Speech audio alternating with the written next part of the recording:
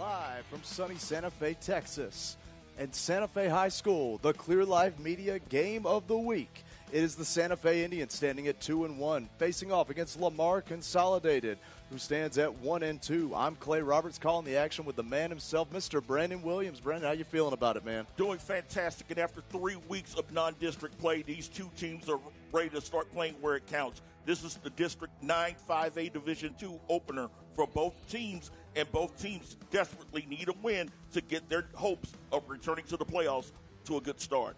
No doubt about it. It's a must-win situation here, the Clear Life Media Game of the Week. As we see there, the Indian Tunnel, they are ready to run out. Always high energy, high school spirit here in Santa Fe. No doubt about it. You said it's must win. This could be the difference in you being a 500 team or a winning season right here. These are two teams that missed the playoffs last season. Lamar Consolidated is a young team. They're coming off a 2-8 campaign. Santa Fe 4-6, but they had a few close games that could have meant the difference between making the playoffs and missing the playoffs. But both teams come in with a sort of momentum, especially Santa Fe. They come in with a 63-0 win over Fort Bend Clements last week, where they rolled up 360 yards on the ground and held Clements to just 90 total yards. They're hoping that the perfect game, the near-perfect game, as Coach Blake Ryder said, would carry over to this. But they'll face a young Lamar Consolidated team. Again, it's a young squad, but it's a talented young squad led by a freshman running back, Larry Clinton, averaging 4.8 yards per carry. And he's got a playmaker in Hunter Perry, who head coach Kai Johnson says plays fast, and its speed is going to be a challenge for the Santa Fe secondary tonight. Yeah, no doubt about it. You know, we always talk about speed kills, and that's what Santa Fe's want to do. They're wanting to come in and make sure they can shut down all the playmakers and carry on that momentum from a huge win last week. No doubt about it. So we'll go ahead, and then we will go to the sideline, to our sideline reporter. Okay, not yet. We'll wait for Caitlin in a moment, but let's get back to the focus of this game. Again, Santa Fe is a team that loves to run the ball. They only threw the ball 3 times last week, so expect a lot of ground and pound. They're going to want to let that big offensive line of theirs set the tone, control the clock, and make it a long evening for the Lamar Consolidated defense. No doubt. And one thing we noted as the teams were coming out on the field for the pregame warm-ups, Lamar Consolidated is not small on that line themselves. Now, how they are at the skill positions, how they handle the skill on the offensive line, that could be a difference maker. Who's the better coach team? You know, all that heft, all that meat doesn't do you any good if you can't get it moved in the right way. So we'll see. That's going to be an interesting matchup, the offensive line battle, the defensive line battle of both teams. That's where the game's won and lost. It ain't pretty, but it's what matters. Santa Fe is going to rely on their big five, their line of Brendan Forcell, number 75, Adrian Blas, number 77, Christian Summers, number 78, number 57, Geraldo Rodriguez, and number 55, Caden Schreck. They were commended by Coach Ryder for their effort in opening holes for the offensive line last week. And it's going to be an opportunity for Blake Mancuso, the talented senior running back, to have an opportunity to move the ball and control the clock against the Mustangs defense. No doubt about it. We are getting ready to see the teams run out the tunnel, and Santa Fe's side is packed. As always, the school spirit at Santa Fe is legendary in the Galveston County area. No, there's no question about it. There are a few teams, if any, in Galveston County that is loyal to their sports teams as Santa Fe is, be it football, basketball, volleyball. Well, name the sport. Santa Fe's city support for their athletics is beyond reproach. And again, you look at the stands, it's a typical Friday night, and it's the happening place to be in Santa Fe. No doubt about it. Inner Sandman blasts over the speakers, and the Indians begin to bounce. You can feel the thunder. The crowd comes to their feet. And folks, I know people say I'm biased towards Santa Fe. It just makes it fun as you see the Indians storming the field. Here we go, folks. Santa Fe football on the Clear Life Media Game of the Week. High energy. And, folks, we're going to throw to our sideline reporter, Miss Caitlin Pristine. Media, and I am joined with Coach Ryder. Yes, Coach Ryder. Hey, and fired up. We love to hear it. And what are you expecting tonight?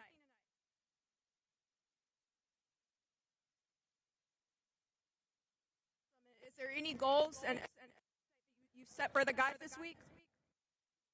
From first play to last play. Thank you so much, Caitlin. Blake Ryder said we need to just go out and perform first play to last play. And that's exactly what we're looking to see here. You know, that is the name of the game. You have to play for all 4 quarters. And it is Santa Fe Braves night as you see the young men of the Santa Fe Braves Pop Warner football team on the field getting an opportunity to touch with the players that they will eventually become in the next few years. Always a joy to see that next generation pass off to the next generation as we await the Mustangs of Lamar Consolidated to come out on the field. Light years away from their glory years when they won the state championship in 2007 behind the legendary Jaquiz Rogers, Lydell Wilson, and that squad. It's a young team, mostly sophomores and juniors, but Coach Kai Johnson said that we're learning with each play. We're learning and growing with each mistake, and we feel that we will be better. How better will they be? It remains to be seen. But facing the Indians on the road to Open District is going to be a very interesting test to see how young and how mature this team has come in the first 3 weeks of the schedule. Yeah, no doubt about it. You know, and you come into a place like Santa Fe with a packed stadium, it just makes things difficult for a young team. As we take a moment here for the playing of the national anthem.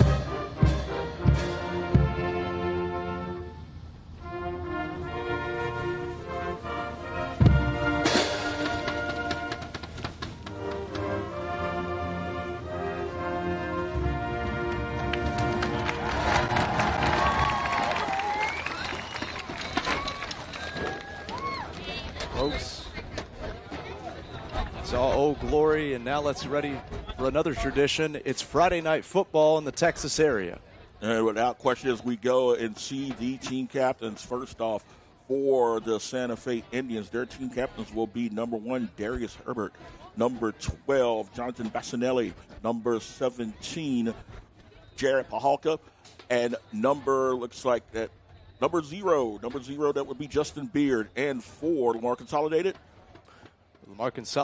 I'm trying to see the numbers. They were a ways off. I think I see number 2. Yeah, I can take you. Number 2 is going to be Elijah Gonzalez. Number 75, how can you miss that big guy? That is going to be Jaden McLeod. Number 7 for the Mustangs is Simon Fernando. And looks like number 1, and it is number 1, that is going to be Hunter Perry. So those are your team captains for tonight's game. No doubt about it. As you see both teams making their way out. That's quite center field, but making their way out is a show of support. You love to see it. And that's something that, you know, when your team stands together, win or lose, your community stands together, win or lose, it absolutely makes a difference in how people perceive your teams. And that's something that, you know, happens so strong in Santa Fe, and we're seeing it from Lamar Consolidated as well. Without question, and it's about building up teamwork as the season goes on.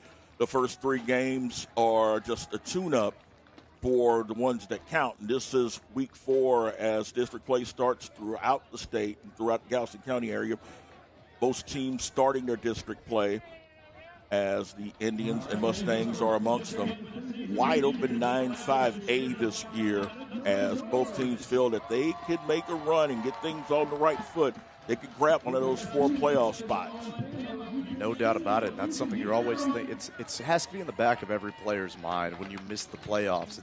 It's a clear distinction that we got a little better. We made it a little farther into the playoffs. It has to be something that you can hang your hat on. So you can't think about it week to week, day to day, but it has to be in the back of your mind as a player. Oh, without question. You know, you don't want to be that one team that's sitting at home while everyone else is out getting ready to start the postseason. You don't want to head to basketball practice after that first week in November when you know that you want to play more football. No doubt about it. As we see for Santa Fe, it's going to be number 19, ready for the kickoff. It is going to be Gareth Johnson. Back deep for the Mustangs, number 1, Hunter Perry, and number 25, Kieran Senreal. We are set to kick. Both return men lined up at around the 15, and week 4 of the Texas high school football season is about to get underway as soon as Mr. Johnson tells us, and he does. It is a short kick that's lost by one of the upbacks, but fortunately recovered by number 14 for Lamar Consolidated. That is Dante Gaines, and he is Johnny on the spot as he was able to recover the loose ball. So the squib kick does not work for Santa Fe, and it gives Lamar Consolidated excellent field position to start the game, 1st and 10 at their own 41-yard line. Yeah, Brandon, and I wonder if that was on purpose because I saw the tee go flying about 10 yards downfield. I wonder if it was just a bad connect that almost turned out fantastic for Santa Fe and a disaster for Consolidated. But Lamar Consolidated picks back up the ball, gets great field position for this opening drive. And they will come out with their quarterback, number 12, Amir Goins, 36 of 62 on the season, 463 yards. He's got 5 touchdowns, 3 interceptions on the season, and he is joined in the backfield by Perry and also Larry Clinton. Looks like Perry in the backfield with on the 1st and 10 as it's a 3-wide receiver set, 2 tight end formation. Trip set on the far side. Man in motion goes to the far. Goins back, throws over the middle. Has a man wide open, and it's the tight end, number 15, down the sidelines, and that's Edgar Garcia. 5th catch of the season, and that is what he specializes in, the big play, and he gets the ball downfield to the 35-yard line. That is a gain of 24, and that's just below his average of 27 yards per catch. Real simple play. Just find a seam in that defense and let the playmaker make plays. Garcia starting out hot. I asked you before the game, who are the playmakers to look for? You said look for Garcia to make things happen. And he did, and Larry Clinton, number 23, is the running back. Freshman running back leads the team in rushing. They've got him lined up outside. You'll keep in mind with Garza. Garza's also the backup quarterback, so they do like trickeration. However, they're going empty set on this one. Clinton in motion, back to throw, and it is going to be a bit of the falsies as the offensive line gets a little too happy, pushes them back to make it a 1st and 15. Yeah, no doubt about it. They just did not get set in time. That's one of the issues you have when you run this hurry-up offense. And you can say what you want. When the crowd is fired up, because we can hear Santa Fe, they're rumbling through our headsets right now. The crowd, the band, everything. That energy translates, and the players start to get a little bit jittery, maybe not get set before that ball gets snapped. 1st and 15, as we'll see where the offense does here. It looks like they're going to go back to at least a 4-wide receiver set as they await the play. They will go 4-wide set. Clinton will be in the backfield with Goins on 1st and 15. Clinton moves over to the near side of the backfield. They'll get Perry in motion. Goins back, swings it out. Clinton breaks 1 tackle and will be dragged down short of the original line of scrimmage. Number 4, Dalian Wilson. They're on the stop. Also number 12, Jonathan Bassinelli. Yeah, and that was Clinton on the reception there. And I tell you, that's one of those plays that if you were at 1st and 10, that could open up your playbook tremendously because now you just have to get another, 6 yards, something like that. Now you've got 11 to gain, and that little 5-yard difference can be huge in stopping the momentum of a game early. 2nd down coming up and 11, and there'll be an opportunity to perhaps throw the ball again as they'll go again. A 4-wide receiver set over a trip set over to the far side. Shotgun, handoff to Clinton, and Clinton is not going to get much as the Indians sniffed that play out. Number of players on that one, number 52, Gavin Guillen in there. Also number 12, again, Bassinelli there on the stop. Loss of 1 will make it 3rd down and 12 at the 37-yard line of Santa Fe. 9:23 to go in the opening drive of this Clear Life Media Game of the Week. And after you give up that big pass play on the opening possession, that's kind of what you want. You want to knuckle down, buckle down, stop them in the backfield, and make it a 3rd and 12. Make it as long as humanly possible. Now you just have to knuckle down again, as it looks like Santa Fe is going to bring the corner blitz here. They'll wait for a snap. Goins back, throws. Oh, that ball is deflected.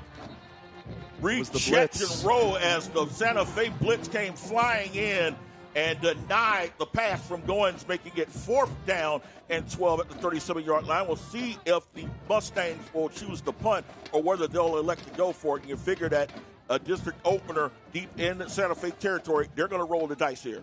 Absolutely. I'll tell you what, man, that little shift just before the play call gave me everything I needed to know. The cornerback moves up to the line, moves up right behind that linebacker. It overloads that side so that now they don't have enough blockers on that side. So when they shifted over, it actually allowed the man to come up the middle. The cornerback didn't get to the quarterback, but his blitz absolutely opened up the hole in the defensive line. Goins had no chance to throw that football in the previous play. And that is excellent defensive work, great schemetry by the Santa Fe defense as we get 4th down and 12. Keep an eye on Perry, 1 to the near side. Goins back, has tons of pressure. He just had to throw that one for dear life. It was a screen play, and we said it before. When the screen isn't set properly, you leave your quarterback in no man's land. And that's what Goins was stuck with back there. He was stuck in no man's land with a bunch of Indians, and that's what happened there. Turnover on down Santa Fe. So the play on the opening play up the drive does not hurt the Indians as they will get the football in relatively good field position at their own 37-yard line. 1st and 10, 8:27 to go here in the first quarter as we take a look at the Indians offense for the first time tonight. Absolutely going to be Mason Norman back as the quarterback. He is their man under center, in this case in the shotgun. Shotgun set, pistol formation. Handoff is going to be to Mancuso, and that is not going to get much of anything as the Mustangs come swarming in. Number 95, Drayshawn Cobbin, and number 93, Domingo Fuentes, there on the stop. Also number 87, Ben Wilson. That play lost 3 yards, so it's a 2nd and 13 Santa from the Fe's 34. in hurry up. I apologize to cut you better off. hurry up here. Norman back to throw, pumping, looking, looks downfield, and the ball is going to be caught. Excellent catch made by number 4, Dalian Wilson. Wilson will move the chains for the Indians for the first time tonight. It's a 1st and 10 at the 41-yard line, making the 42-yard line, a gain of 24. And that's a quick play call, but I like the quick play call because what happens is on the previous play, we saw those big uglies bust through the line, manage to get back there and stop the run. So now you give your quarterback, you give Mason Norman a rolling pocket to get away from any pressure and find his man downfield. And I was going to be Mancuso. Mancuso gets about a yard, stumbled as he got the ball, as he will get about a yard. They'll officially spot him down at the 41-yard line. 2nd down and 9 to go at the 41 of Lamar Consolidated. 7:26 to go here in the opening quarter. Indians with their first drive in Lamar Consolidated territory. For the first time tonight, Norman goes under center. And a toss to Mancuso. Mancuso breaks a couple of tackles, will take a couple more with him as he gave one of the defenders a piggyback ride. He gave number 99, Jason Martinez, a nice little 3-yard piggyback down inside the 35 to around the 33-yard line. So a gain of 8 on that play is going to make it 3rd down and short, make it a 3rd and 1. This is going to be an interesting call because even on the successful plays tonight, there have been Lamar Consolidated Mustangs in the backfield. They are blowing that offensive line up so far. So I'm very curious what Blake Ryder calls here. Potential free play, and if ball is going to be thrown and ball is going to be caught. Oh, save, reception made, and that freebie is going to count. Catch made by number 6, Rowdy Lofton, as the Indians will refuse that penalty and will get a 1st and 10. Spot the ball at the 19-yard line. Gain of 14 on that play. And that was a heck of a juggle catch there by Rowdy. He juggled on the sideline and got 1 foot in. I think he got both feet in. That's an NFL-level catch right there. Oh, without question. You only need 1, but it's style points you can get 2 on this level. 1st and 10 at the 19-yard line. Up Lamar Consolidated. First trip in the red zone for either team. Man in motion. It'll be a handoff to Mancuso. Mancuso will stumble and get around maybe a couple of yards on that play. Number 32, Jordan Bettercore, there on the stop. He is their leading tackler with 14 stops on the season. And I'll tell you what, Santa Fe is going to have a rough time running up the gut if they can't wear some of these defensive linemen down or make some motions to get 2-on-1 situations. Gain of 2 makes it 2nd down and 8. And again, rollout. Norman looking, has pressure, decides to take the ball with himself, gets past the 15-yard line, gets to around the 14. So he'll get about 3 on that play. And that's going to bring up about 3rd and 4 here on this play. Just a little motion. Just give yourself a little bit of breathing room. Like I said, when you have these 3rd and mid-ranges, these 3rd and 4s, 3rd and 5s, 2nd and 4th, 2nd and 5s, it opens the playbook a lot more than, if you wind up with that longer yardage. 3rd down coming up. It definitely makes the playbook a lot more flexible. Again, Norman in the back under center. And he will hand it off to Mancuso, and he is knocked down almost immediately. Again, number 95 on the stop, Trayshawn Common. And like you said, Clay, this huge size of the defensive line, yes, for Lamar Consolidated has presented a challenge to Santa Fe thus far. No doubt. Like I said, even on the successful plays, we're seeing way too many white jerseys in the backfield of Santa Fe, and there's not much you can do. You see, look at them. They're big boys. As my grandma used to say, them boys are bigger than ours. That is a bunch of meat on that defensive line, and it is showing right now as Santa Fe gets ready to go for it on 4th down. And a timeout, and it is going to be a timeout by the Lamar Consolidated Mustangs. We'll take it with them. 5:18 to go in a fast-moving first quarter. We are scoreless here at the Clear Life Media Game of the Week. This is Gardy with Clear Life. We're opening 3 spots for new broadcast sponsors, starting at only $300 a month. Fight broadcasts, high school sports, podcasts, community stories, and updates. Drop a comment or send an email to info@clearlifemedia.com. Hi, my name is Logan, and you're watching the Game of the Week on Clear Life Media. Welcome back, folks. The Clear Life Media Game of the Week. Clay Roberts calling the action here with Brandon Williams, and we've got a 4th and 8 in LCHS territory. That's easy for me to say. 4th and 8. It'll be interesting to see what the Indians will do. They only threw the ball 3 times last week in the win over Fort Bend Clements. They've thrown the ball twice tonight, and I get a feeling that Norman may get his 3rd attempt and it's on this drive here. 4th down coming up, 2 tight end set, and Cuso in the backfield, receivers to the far side. And it's Norman will roll out, looking, steps, double pumps, throws, looking in the back of the end zone, and that is incomplete. Flat coming down late, and that might be a new lease on life for the Indians. It might be a roughing the passer. The ball was let go, and the quarterback hit the dirt, so we will have to see what they call. It could also be a holding as well. I did see one of the officials say, give the signal for holding. Hold, yeah. And it's a hold against Lamar Consolidated. Not often you see a defensive holding, but this is what it gets. This is what we get, and it is going to give Santa Fe a 1st and goal. I would love a statistic on where holding is most frequently occurred, because I'm willing to bet it's usually when the ground underneath you changes colors and you're in the end zone. Now you start holding on for dear life. You cannot be the defender that gives up 6 points. Fresh set of downs for Santa Fe. 1st and goal, spotted at the 9-yard line. Mancuso in the backfield. Norman under center. 5:09 to go first quarter. Man in motion. Handoff to Mancuso. Mancuso is going to move past the 10 to around maybe the 6-yard line. He picked up about 3 on that play. Making the stop for the Mustangs, number 65, Elijah Williams, and again, number 99, Jason Martinez. Yeah, that's just a keep them honest play right there. Just make sure you know. And like you said, they like to run the ball more than they like to pass it. They're hurrying back up to the line. It's a hurry-up, run-heavy offense. That will wear a defense out. And it's Norman back, steps up, throws, has a man inside the 5, spinning, and it'll be short up the goal line. Reception made by Lofton as he is going to be stopped at around the 2-yard line. Make it the 3, so a 3rd and goal coming up after that short pass. And I love the play by number 3 for Lamar Consolidated, Dustin Rogers. He wraps up. He's like, I can't bring this guy down on my own, but I ain't letting go. I'm holding on until help arrives and saving this touchdown, forcing a 3rd and goal here for Santa Fe. And that is heady play. And, again, it's one of those plays that Coach Kai Johnson will look and say, this is my team growing. Instead of trying to do it all on himself, he held on and waited for the cavalry to come. 3rd down toss is going to be to Mancuso, and Mancuso is going to get the end zone for the game's first points. A 3-yard touchdown run with 3:47 to go in the first quarter. He scored 3 times last week. He's got 1 already. Blake Mancuso with the score.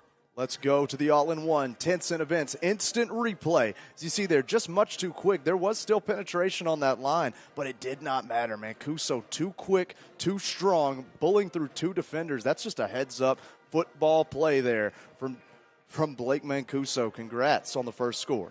Yeah, Johnson kicked the extra point. Snap was high, but Johnson able to get it up, and it is good. 3:47 to go here in the first quarter. Santa Fe, with their opening drive, gets the first points. It's 7-0 Santa Fe on the Clear Life Media Game of the Week.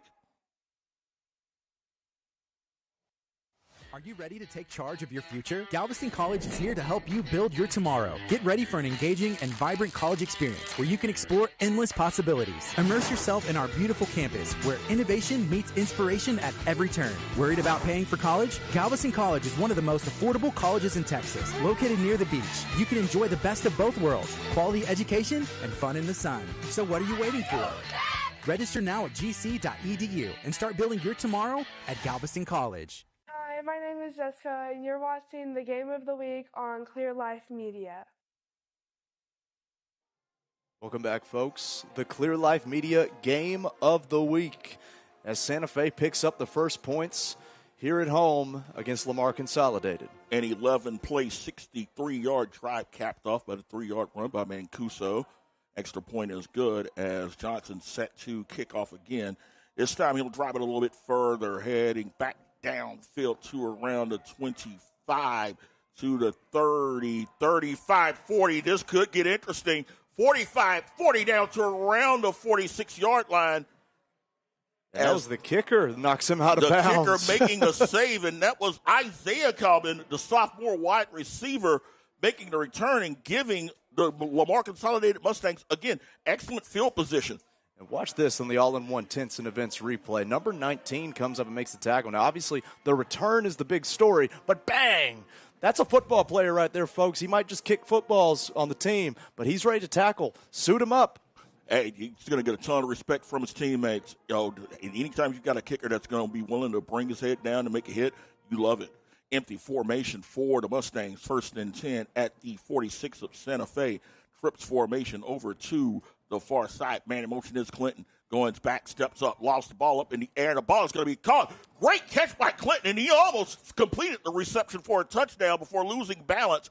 Gets the ball inside the 25-yard line down to the 23. So a gain of 23 on that play. Going kind of shot, put it up in the air, and Clinton just came down between two defenders and made something happen. Yeah, no doubt. That's the hole in the cover two defense when you have two safeties back. Number 23, Larry Clinton, finds that opening with the little post route. Just cut up inside and get yourself between those safeties. The ball's perfectly delivered as well. Great play there from Lamar Consolidated. Clinton again lines up a receiver to the far side. 1st and 10. He's the man in motion. Going back, has pressure, steps up, and again that ball is knocked down. The Mustangs with 2 blocks, and it's not even basketball season. Yeah, and that is the second screen play that LCHS has tried to run and has been busted up by the speed of the Santa Fe defensive line. They see screen, and they think open quarterback. It's quarterback hunting season, Brendan, and that's exactly what they do on that. There's no question about it. It's a jailbreak play, and if it goes perfection for Lamar Consolidated, we might be looking at a tie score, but the Indians are just so fast coming off the ball that Goins just really didn't have much of a chance on either of those 2 blocks. 2nd down coming up. He'll have Clinton in the backfield with him. Time out, and Lamar Consolidated to use their 2nd time out already with 2:59 to go here in the first quarter. We'll take it with them. It's Santa Fe 7, Lamar Consolidated nothing on the Clear Life Media Game of the Week. My name is Daniel Serini. Today we're at Texas First Bank in Dickinson, Texas. Texas First is a locally owned and independent community bank. Texas First Bank has over 27 locations from Galveston all the way to Conroe. Texas First Bank offers a wide range of different products and services from consumer to business. We're here to help you in any way. We'd love for you to come in and visit with us and talk to one of our banking representatives. At any of our 27 locations, or you can check us out online at texasfirst.bank. Texas First Bank. Helping Texans build Texas. My name is Ryan Mose. You're watching the Game of the Week on Clear Life Media. Welcome back, folks. Clear Life Media Game of the Week. Lamar Consolidated knocking on the door at a 0-7 game, trying to tie this thing up. And Brandon, you said you think that Coach Kai saw something for Lamar Consolidated, thought he needed to call a timeout. We'll see if I'm right. I'm curious to see if he will try to use Santa Fe's blitz against them on this 2nd down and 10 at the 23-yard line of the Indians. Clinton in the backfield with him. They're bringing the corner. They're bringing the corner again. Is Santa Fe. Have the man in motion. We'll see where the corner's coming. Or wait the snap. He's coming. Back. Swings it out to Clinton. And Clinton will get to around the 20, and it will be pushed out of bounds at around the 19-yard line. Stop made by Jaden Bailey, number 32. It's a gain of 4. We'll make a 3rd down and 6. And they just ran just a little out route there, just a little out in the flat for the running back to the opposite side where that corner blitz is coming from. And it's not a bad play. As long as you can kind of guess where that corner is coming from, that means you've got the man advantage on the opposite side of the field. 3rd down coming up for the Mustangs as they move number 9, Samuel Johnson, as the sole receiver to the near side. Clinton in the backfield. 3rd down and 6 coming up. Indians rotate. Again. I apologize for cutting you off. No problem. You're seeing the same thing I am. As Goins is just going to heave this ball up in the air, and the ball is going to be incomplete. Good coverage on the play by number 17, Jared Pacala.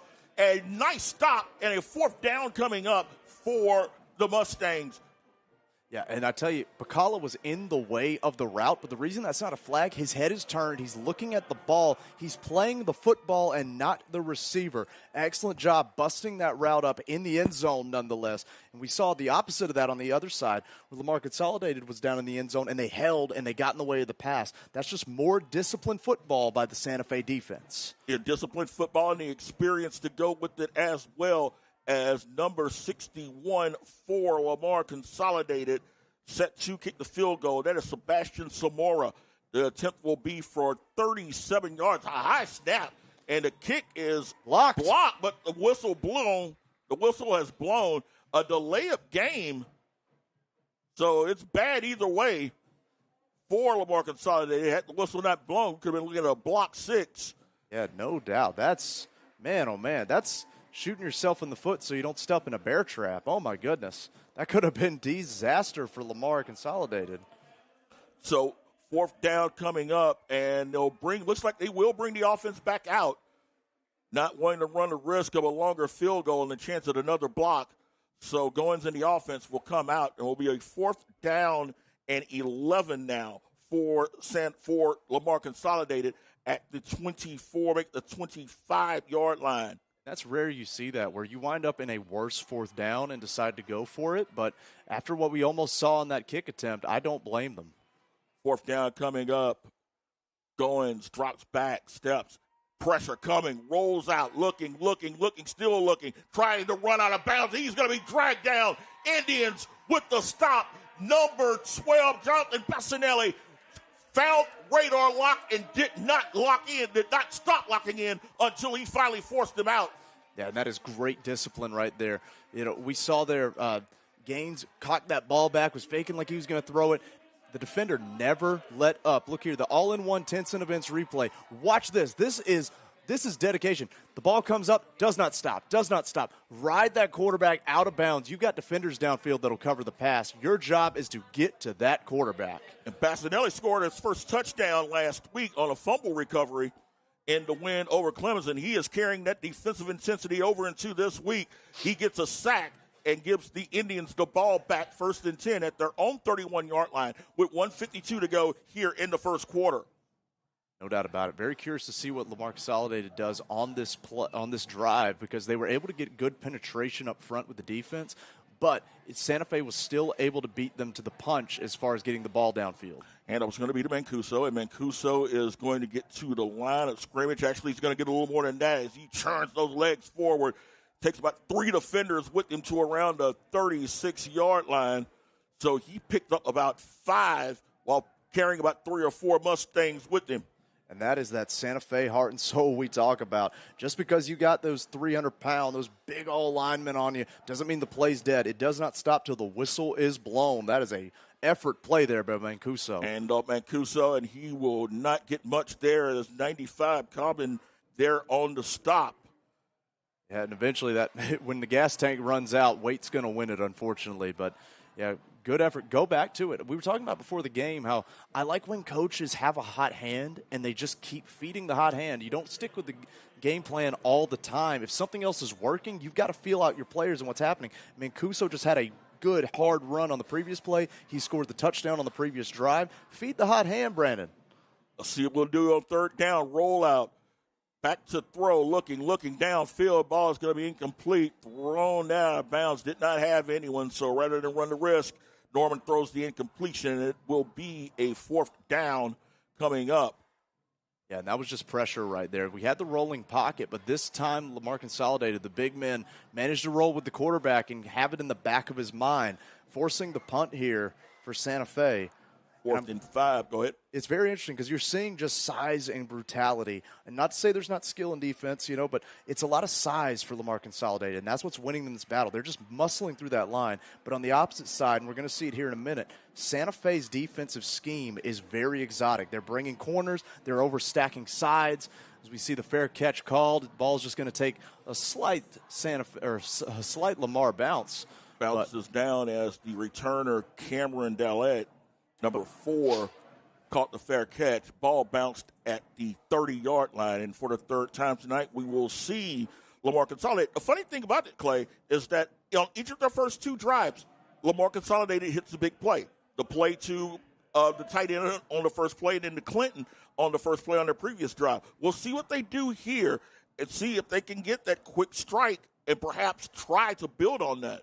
And that is the risk when you run those crazy blitz plays, or you bring the blitz to one side, the other. You leave gaps in your defense if your defenders can't get to the ball. And that's kind of what we saw in those first few plays. I'm curious if Santa Fe continues to go back to it, because so far it's been more successful than not. First and 10, swing pass is going to be caught and stopped almost immediately. That was number 4, the punt return specialist, Dallette. On the catch, did not get anything as he was stopped almost immediately by Pakala. No gain on the play. Good defensive tackling right there. Wrap around the waist, get a hold of the player, bring him to the mat. Nothing other than just good fundamentals right there. See, Pakala, we got the graphic for him, folks. Clear Life Media, represent. Let him know. Pakala with a good tackle right there, making it 2nd and 10. And a very fast first quarter comes to an end. Santa Fe, with their first drive, cashes in the first points of the game. 12 minutes in the book, still plenty of football left to be played here in Santa Fe. It is the Indians 7, Mustangs nothing on the Clear Life Media Game of the Week.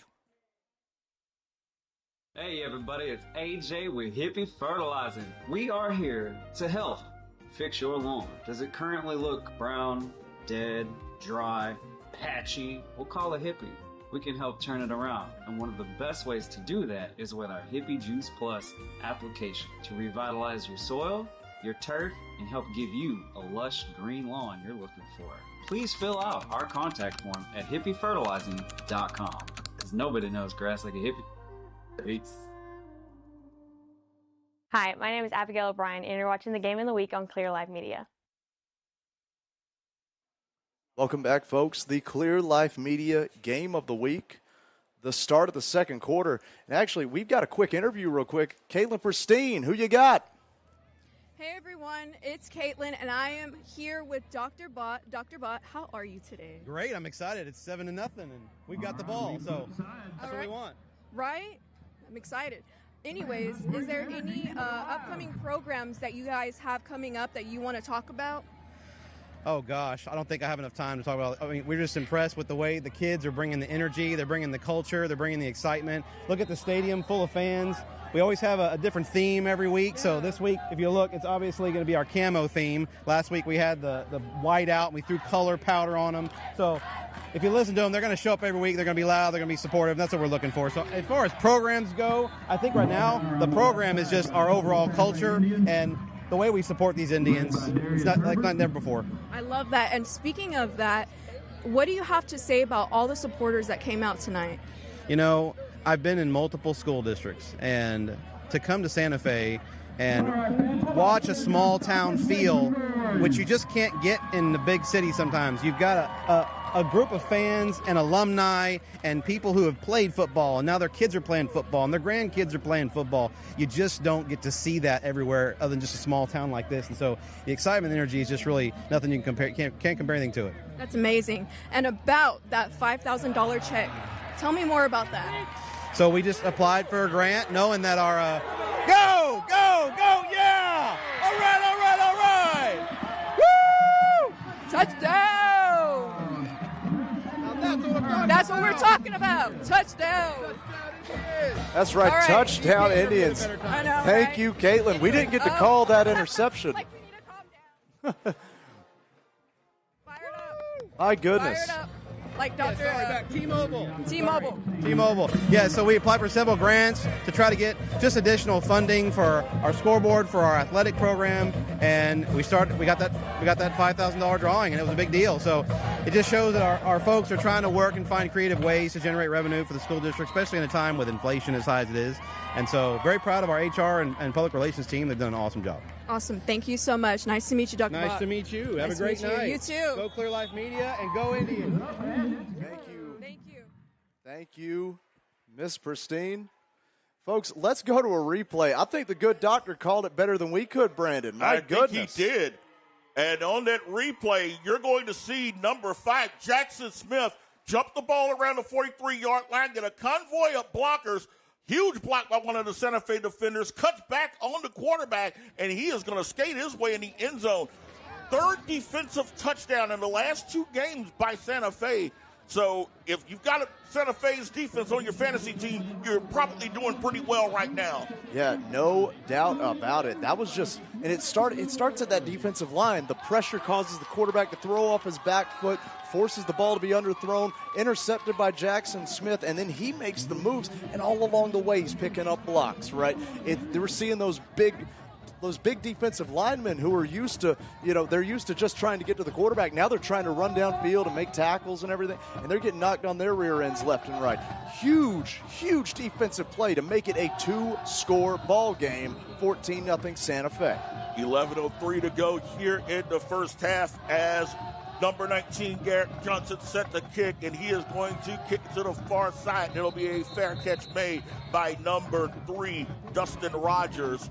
And around the 34, make it the 35-yard line of Lamar Consolidated. Actually, they're going to spot it a little closer upfield. It looks like it'll be around the 38. So with 11:01 to go here in the first half, Lamar Consolidated will have the ball 1st and 10 at their own 40-yard line. They're down 2 scores. If you're Coach Kai Johnson, Clay, do you stay with the program, or do you decide to start looking to shake things up? Well, I think you stay with the program, but you have to stay with the correct program, because what they've had success with is finding the seams so far in this defense. So I think you have to go to passing the ball and trying to pass it. You have to let your quarterback know, look for where they're shifting the defense. Where's that cornerback sneaking up from? Because that's probably going to be your open man. That's what Lamar Consolidated needs to do if they need to get points on the board, and they do. 1st and 10, we can hand off to Clinton, and Clinton's got a big hole to the midfield inside Santa Fe territory, and the freshman gets the ball inside the 52 around the 48, so a quick gain of 12 by Clinton. Came in with 188 yards rushing, averaging nearly 5 yards per carry. Yeah, no doubt. And see, I eat crow on that one because they go to the run and pick up about 11 or 12. And this time they go to the play action. And it'll be going with the pass. Reception made there by number 9, Samuel Johnson. Johnson moves the ball for positive yardage. He'll get it to the 40. So that's a quick gain of 8. So just like that, the Mustangs are moving the ball pretty quickly. Yeah, and the play action was earned by the previous run play because it let all those defensive linemen swarm the running back. A little bit of a quick pace for Lamar Consolidated. It's going, drops back, looks, throws, has a man downfield, incomplete. It was high, intended for Daliet number 4, but the Indians were there. Jackson Smith, number 5, in the vicinity. As it's now a 3rd down and 2 coming up for Lamar Consolidated at the Santa Fe 40. 10 minutes, 9 seconds to go here in the first half. Yeah, and I don't mind the deep pass on a second and short because second down is the most versatile down in football. You don't have to worry about picking up a ton of yards, especially if it's a short second down. And actually, I believe we might have. It looks like Santa Fe is calling a timeout. No, actually, no one's calling a timeout. We just got just Lamar Consolidated taking their time on this, maybe a substitution, something to that nature. 3rd down and 2 coming up. And again, it will be a shotgun set, 4 wide receivers, 3 over to the near side. Clinton in the backfield with Goins. Beat the 38 for the first. Indians show blitz, and they're coming. Back to throw. Goins is going to shot put that one incomplete. And again, just running for dear life as the Indians brought 5 that gave Goins very little chance of getting that ball off successfully. Yeah, no doubt. And the screen play is a great call against the blitz, but Santa Fe is just not letting Lamar Consolidated get these screen plays off. Just much too quick, much too fast on this front 7 for the Santa Fe Indians. They are getting in the backfield and causing chaos for Goins. They're taking advantage of their speed against this big offensive line for Lamar Consolidated. Santa Fe's got some big ones, but not as big as Lamar Consolidated. But their quickness up the Indian front 7 has really helped them, particularly when it comes to rushing the passer. 4th down and 2 coming up here. Goins back. Handoff is going to be stopped almost immediately. The Indians were not fooled on that one. No doubt about it. Just ran right into the heart of that blitz. And that's going to be a turnover on downs. Santa Fe's defense showing up and showing out so far in this ball game. So we see here the all-in-one Tents and Events instant replay. Bang! Meet the man in the hole.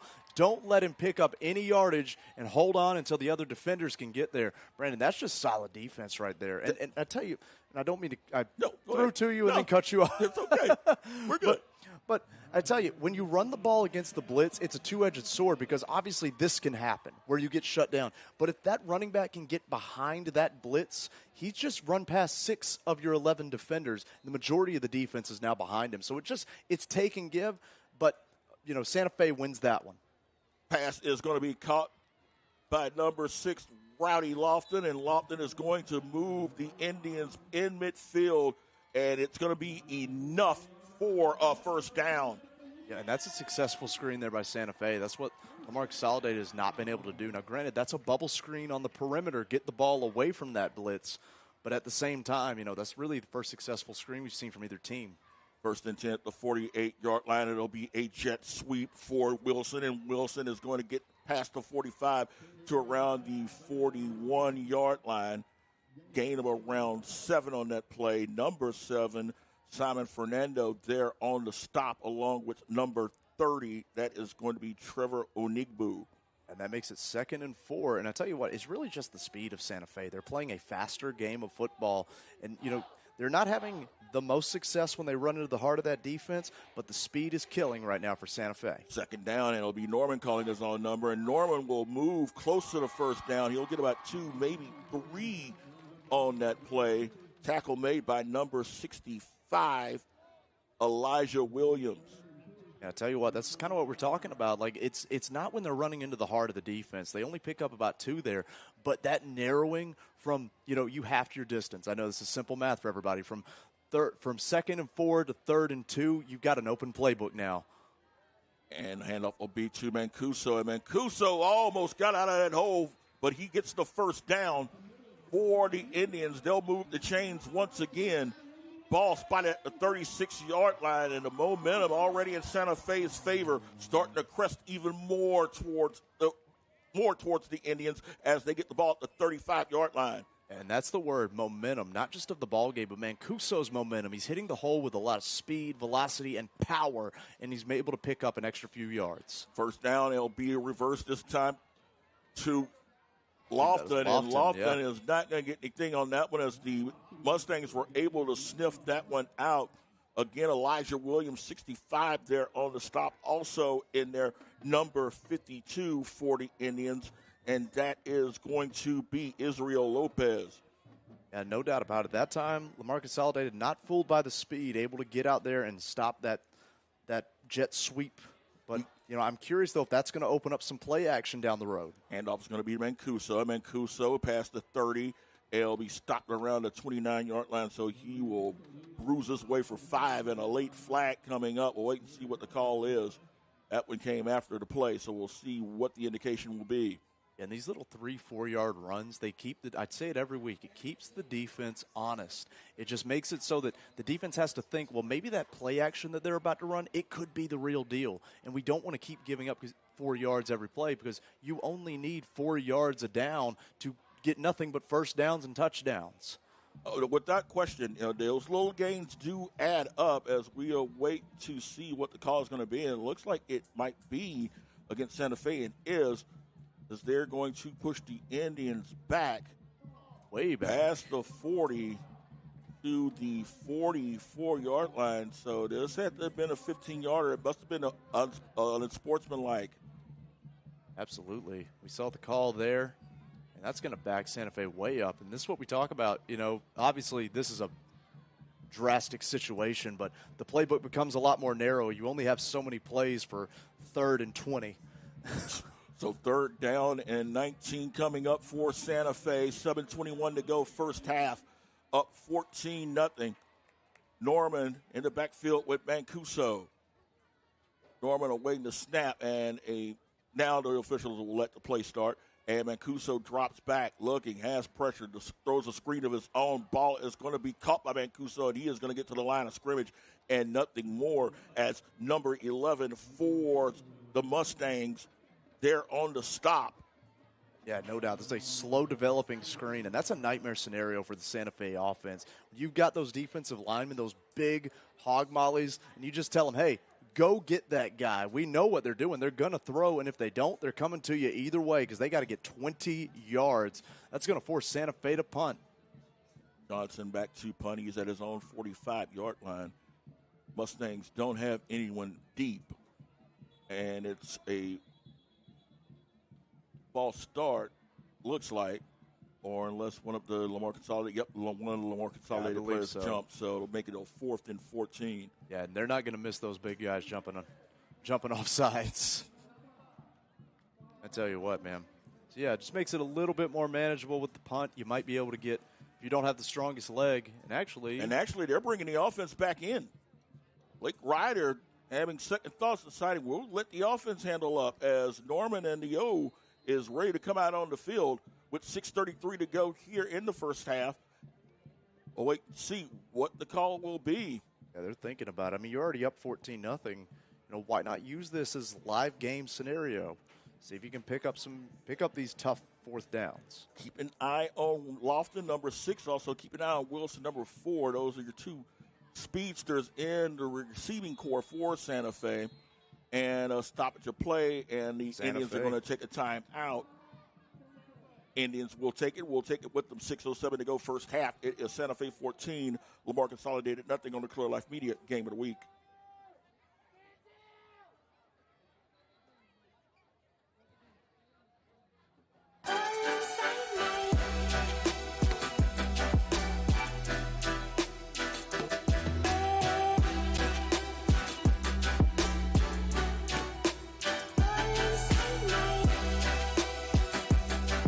Embrace the chaos. Visit riotsports.co to learn more and purchase product. And use discount code CL10 to save. Hi, my name is Lucy Yarbrough. You're watching the Game of the Week on Clear Life Media.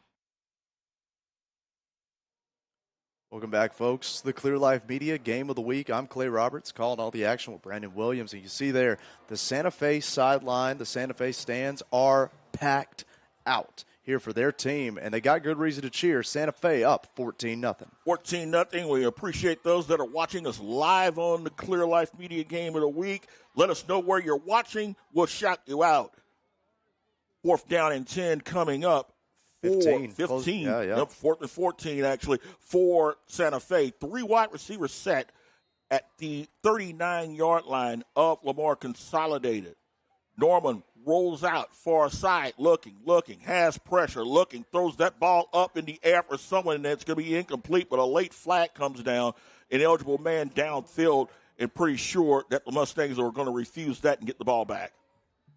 Yeah, no doubt about it. That's just getting a man in somebody's face. Like I said, when you're in these long yardage situations, I believe that is an eligible man downfield. Yep. Incomplete, so the Mustangs will get the ball, good field position, at their own 39-yard line with 5 minutes and 58 seconds to go here in the first half. Someone is watching. Lacey, watching here from the ticket booth. Hello, we appreciate you, Lacey. Absolutely. Thank you so much, Lacey. Watch for the ticket booth, Santa Fe. Even turn up. They even watch their own team when they're there live, Brandon. That's the kind of support Santa Fe brings. That is dedication, and this is Santa Fe personified. Dedication, regardless of win or lose, this team is always going to have full support. 1st and 10 for Lamar Consolidated at their own 39-yard line, going to the backfield with Clinton, as the Mustangs have had flashes throughout the first half, but have not been able to sustain an effective drive. Got to believe they want to get points on the board here to close out the half. 1st and 10 coming up.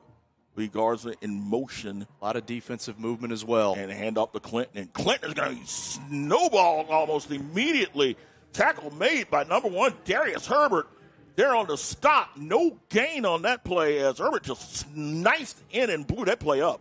Brandon, this Santa Fe defense is making a lot of movement, not just on the front 7, but also on the secondary. They've got defensive backs running up like they're going to be in man coverage, then backing off into zone while the other side shifts up into the blitz. It is chaos and calamity before the play even starts. And that's a lot to do for a high school quarterback. And it is confusing for a quarterback who's just getting settled into the starting role. Back to throw is going to. That ball was almost picked off. Herbert almost had a pick 6 on that one. I tell you what, that would have been a pick 6. He could have run all the way back to the highway. I mean, my goodness. It's actually, I believe there might be a flag on the far side. Well, the flag was, but had he caught that one, you're right. Woo. He could have ran all the way to Emmett Lowry Expressway. Oh, my goodness. As we wait to see, I think they might have picked the flag up. That would have been a devastating blow for Lamar Consolidated had that play went the other way. And looks like a penalty against Lamar Consolidated, so things are going to go from bad to worse as they're going to be pushed back due to a hold, pushes them back to the to their own 29-yard line. So they've got 2nd down and 20 facing them. Yeah, no doubt. 2nd and 20 here for this offense. That's not a tough place. That's not a good place to be. I got to think they probably just want to run the ball. Nope. Oh, excuse me. The throw pressure coming. Goings trying to run, and Goings is going to lose the football. It's going to be picked up. It's picked up by one Indian, now picked up by a second one. Santa Fe is going to have the ball back. Brandon, I don't know if that was a screen or what, but I'll tell you what I saw. A lot of those white jersey offensive linemen for Lamar Consolidated standing around. Look at this. As the play gets away from them, they give up on the play. They do. And that's why when the ball hits the ground, it's nothing but Santa Fe defenders around the football. Jackson Smith almost came up with a second touchdown, but it's recovered by Jaden Bailey, and nonetheless, Lamar Consolidated, trailing 14-0, is giving Santa Fe the ball at their own 14-yard line. So the Indians are knocking on the door of blowing this game open. Yeah, Kaya Johnson needs to get on that offensive line for that. They cannot be standing around watching defenders run away from them at their quarterback. That is a huge no-no as an offensive lineman. My goodness. 1st and 10, and it'll be a toss. This time to Wilson, and Wilson cuts back inside the 10, inside the 5, down to around the 4-yard line. So a little trickeration gets the ball in the hands of senior DeLeon Wilson, and he gets the ball to the 4-yard line after a gain of 10. You know, and this is what we talked about the previous drive. It was the fake to Mancuso. The fake to Mancuso got all those defenders to commit inside, and it opens up the hole on the outside sweep, getting Santa Fe within knocking distance here. First time you see the I formation, and it'll be Mancuso blasting off one defender. He'll be stopped at around the 2-yard line. So a gain of 2 on that play. Tackle there, number 72, is Marcellus Grimsley there on the stop. So a 2nd down and 2 coming up. They'll actually spot it at the 3-yard line. So a gain of 1 with 4:08 to go here in the first half. Yeah, just attack the heart of that defense. Let them know you're still here. Mancuso does his job to lower the pad level and bring the thunder. No, fake it to him this time. Gorman evades one man, and he's just going to fall down and just let the play go away. Had a chance, but decided to go for another down as the sack there made by Trevor Enigbu. And I tell you what, I don't mind that because everywhere he looked, there was white on green. There was a defender on a receiver. You saw his eyes darting back and forth there for Norman, but could not find an open man. So just take the sack. It's better than the turnover. You at least guarantee that you stay in field goal range and don't lose possession. Loss of 3 makes it 3rd down and goal from the 6, and they'll toss it to Mancuso. Mancuso trying to turn the corner, cuts it back inside the 5, breaks off past the defender, and will bowl his way in the end zone for a score. Second touchdown of the night for Mancuso, and right now it is all Santa Fe all night. 3:15 to go in the first half, and it is 20-0 with the point after coming. Number 22, Blake Mancuso runs with the thunder, Brandon. He runs with a low pad level. It makes it tough. Look here, the all-in-one tenths and events replay. When the ball touches his hands, he's looking for somebody to hit. Gets out of the way of this man, cuts back, bang, right there. That's a 2-step hit. The extra point goes up, and it is good. Mancuso, he finds a defender, and once he can't get out of the way of him, he goes through him. That's a lot of power he's hitting these guys with. Good on Mancuso for bringing that old school football. And Santa Fe is hitting Lamar Consolidated with a lot of power. 3 minutes, 15 seconds to go in the first half. It is 21-0 Santa Fe on the Clear Life Media Game of the Week. My name's Thomas with Garcia's Detailing, and we're out here at Clear Life Media in League City, Texas, and we're about to be working on this Sierra HD 2500.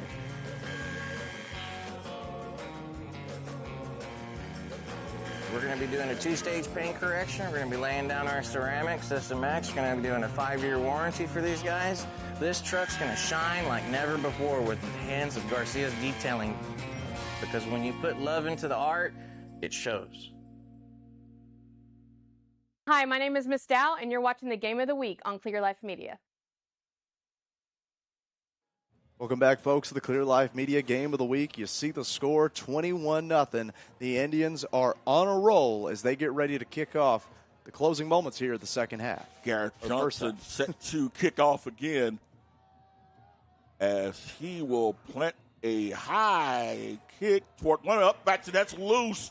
Anyone's football. We'll wait and see who has it. I think Santa Fe might have come up with it. We'll wait and see. It looks like on our screen here, that sure looks like Santa Fe ball. Santa Fe has it. We'll wait and see. They do have it. They do have it. It looks like the last man on the field that came up was Justin Masick. He gets the ball, and the Indians with the squib get the recovery. We'll take a look at the replay. I think Jared Pacala actually came up with it. It might be Pacala. Okay, we'll take a look and see. But nonetheless, it is Santa Fe football. I tell you what, that's that hustle again, man. The Santa Fe just got to the football, and you saw there, Lamar Consolidated just backed away from the ball. You have to field that when it goes more than 10 yards. That's a live ball. Lamar Consolidated just, and I hate to say it this way, they look like they're afraid to play football. There's no intensity. You have all of these big, heavy players. We were talking about the size, but I mentioned if that size, there's no hustle behind that muscle, Brandon. You've got to engage that. And right now, Norman back has pressure, evades one man, steps up, looks, just throws that one away. Looked like they wanted to go up top, but good coverage there by Lamar Consolidated. To carry on the point that you were making just a second ago, Clay, it does look like this is a team that just seems lost. It's a young team, and Kai Johnson knew going into this season that this was going to be a team that was going to have some learning pains, and they're getting some serious learning pains here tonight in Santa Fe. But you want to see some intensity, some effort. The football IQ right now up Lamar Consolidated has not been there. Second down coming up. Mancuso has a hole and will take the ball inside the 40 to around the 38-yard line. So he gets almost 9 on that play. So it'll be a 3rd and short coming up for the Indians. Yeah, you know, when you have a team full of freshmen and sophomores and only a handful of seniors, that let's just get on to the physiology of it. They're not as mature. They don't have the level of aggression maybe they've quite developed yet. Less testosterone in the bloodstream, for a lack of a better term. Less time behind the pads. As we see here, the handoff. Mancuso has a huge hole, and Mancuso's going to outrun everybody. 10-5 touchdown. The 3rd of the night for Mancuso. And this, my friends, is a rout. No doubt about it. Santa Fe just running away with this one. As the Indians about to go up 28-0. Here you see it, all in one tenths and events replay. That heavy offensive line is now just getting moved. The aggression of Santa Fe, the energy of Santa Fe, has changed the complexion of this ball game from what looked like it might be a physical back and forth to now a rout, as you called it, Brandon. And 2 touchdowns in the span of 1 minute and 23 seconds has turned a 14-0 lead to a 28-0 lead for Santa Fe. And the Indians looking to stretch their shutout streak to 6 quarters in a row. They're doing a job quite well right now. They lead 28-0 on the Clear Life Media Game of the Week.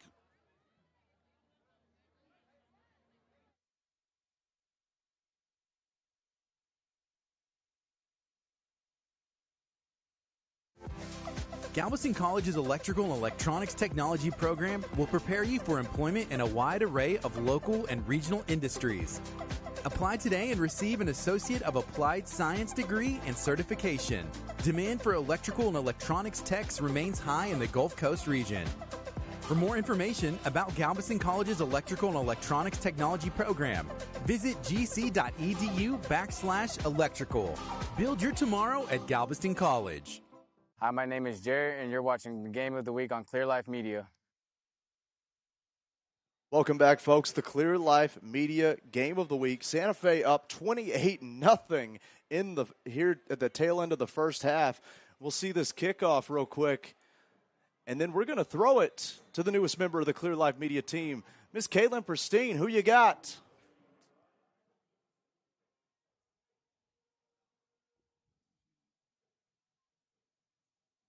Ryder, and he said that these boys are fired up, and as you can see, it's 28-0. But Lamar also isn't intimidated by the type of speed that they play. So we'll see what happens the rest of the game.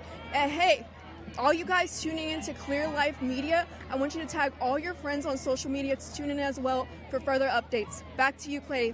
Awesome, Caitlin. Thank you so much. You know, you said it. It's the speed of Santa Fe, and they run a lot of aggression in the run game. And so far, that has been the story. It's just much too much for Lamar Consolidated. Got to believe Coach Kai Johnson wants to have a different story here on this drive. 1st and 10 coming up. It'll be Goins back, has pressure again, looking. He's just going to throw that one in there. Intercepted. Again to the 10, to the 5, touchdown. He did it so nice, he wanted to do it twice. Jackson Smith with his second pick 6 of the night, and it is 34-0. My goodness. The blitz creates the pressure. The all-in-one, 10-cent events replay. Pressure, errant throw, speed by the cornerback. And, Brandon, it's just too much hustle for Santa Fe for Lamar to do anything about. Even on the floater pass, the receiver didn't come back to the ball, but the defensive back, you said it there, he wanted a second interception for a touchdown, a second pick 6. He got it. It's just they wanted a little bit more, and they are showing it, are the Santa Fe Indians. Indians have exploded for 3 touchdowns in a span of 1 minute, 38 seconds, as it is now 34-0, awaiting the extra point from Johnson. Snap, hold, kick, and Johnson's going to be a perfect 5 for 5. 2:09 to go in the first half. It is all Santa Fe all the time here on the Clear Life Media Game of the Week.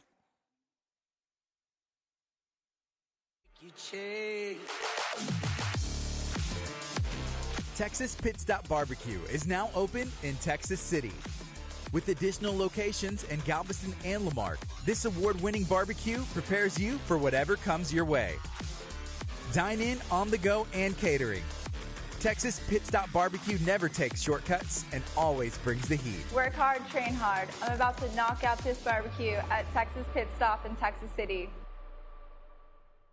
My name is Darius Herbert. You're watching the Game of the Week on Clear Life Media. Welcome back, folks. The Clear Life Media Game of the Week. That's Santa Fe Indian heart and soul on full display here as the Indians lead 35-0 over Lamar Consolidated. Jackson Smith is the leading receiver for Lamar Consolidated, but the problem is he plays for Santa Fe as that ball is kicked and will be out of bounds. Smith's got 2 interceptions for touchdowns of 41 and 21 yards. And with 2:09 to go into half and the second half coming, we might get a chance to see if they'll go trifecta. I tell you what, Brandon, and this is an interesting thing to bring up because obviously Santa Fe is hitting a stride right now early in the season. Had a huge blowout win last week. Now they're 35-0 at the half. Let me ask you, Coach Blake Ryder, he needs to get this team to stride throughout the season or to maybe even have a little dip so they can pick back up that momentum going into the postseason if they get there. Oh, their schedule is going to get tough. As they go next week, they'll face a Fort Bend Marshall team, generally regarded as one of the top teams in the Houston area. We'll get back to that in a moment. It's the 1st and 10. It will be a jet sweep for Lamar Consolidated, and their offense shows a little bit of life right there as number 85 for the Mustangs. That's going to be Isaiah Coben there with the run and a gain to the 42-yard line, so a gain of 12 on that one. Yeah, no doubt. And you know your offense is struggling when you pick up a first down and everybody goes, oh, some life. My goodness. But that's the truth. This Santa Fe defense has just been dominating this game so far. And again, that ball is loose. They'll say whether or not was he down before the ball came loose. We'll wait and see. Ref set down, and the Mustangs dodged a huge one there. Now, I'm looking at it from the press box. I don't know about that one. If we could get a replay from the guys in the truck, I would greatly appreciate it, especially if it was an all-in-one Tents and Events replay. No gain on that play. As we get our wish, we'll take a look and see. Let's take a look. Was he down? Yeah, that's a good call by the ref. That's why we're in the press box and they're on the field. Second down, and that play gets swarmed almost immediately. And look at the jerseys. Look how many jerseys showed up to that football for Santa Fe. That's the energy we're talking about. And Lamar Consolidated, we talked about it. They're a young team. It's mostly sophomores, a lot of freshmen.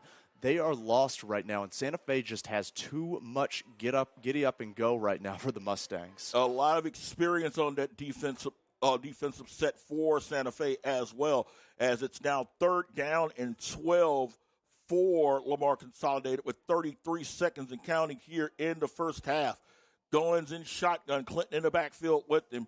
Clinton now goes into motion. Goins drops back, looking, has pressure, evades one man, has room, 45, goes out of bounds at around the 48-yard line. He'll still be short up the first down, but he does move the ball closer with 16 seconds left. They do have one timeout remaining, so a 4th down coming up.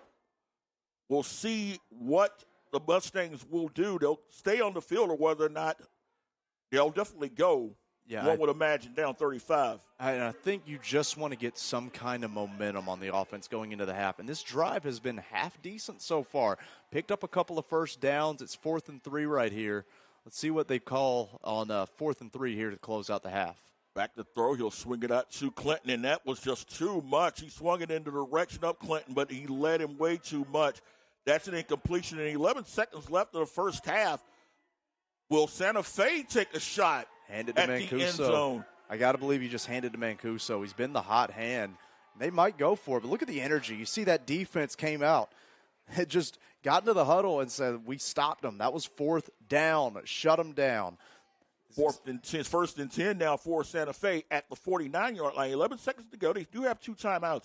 So it'll be interesting to see if the Indians will just be content to just let the clock run out or whether or not they'll want to take one shot downfield and see what comes of it. Yeah, no doubt. And if it were me, I'm just handing it to Mancuso and close out the half. You're up 35-0, but again, I'm not the coach. I'm up in the press box, so we'll see what they call. 1st and 10, Norman in shotgun with Mancuso in the backfield. Norman back. As pressure is going to be brought down, and that is probably going to be the end of the first half as number 99, Jason Martinez, he leads the team in sacks. He gets a sack here as the first half ends in a dominant display by the Santa Fe Indians. They score 5 times, twice by the defense. It's 35-0 Santa Fe over Lamar Consolidated. Into the first half, enjoy the halftime. Welcome to Communities and Schools. This is what we do.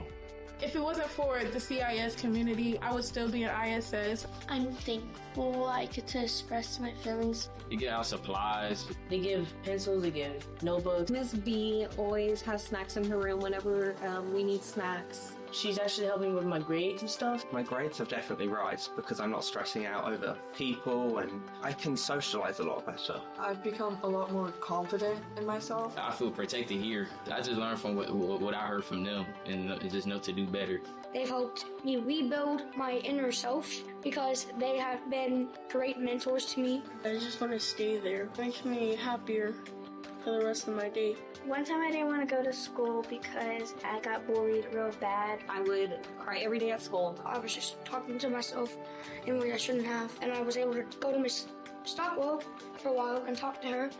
It taught me a lot. I've learned to control my emotions. When you tell them something that happened, you're just expressing your feelings. So every time I'd get angry, I'd go in there and then I'd calm myself down and be able to move on with my day without freaking out. It's easier to come to school more because there's somebody you can always go to talk to if you're having issues. It makes me more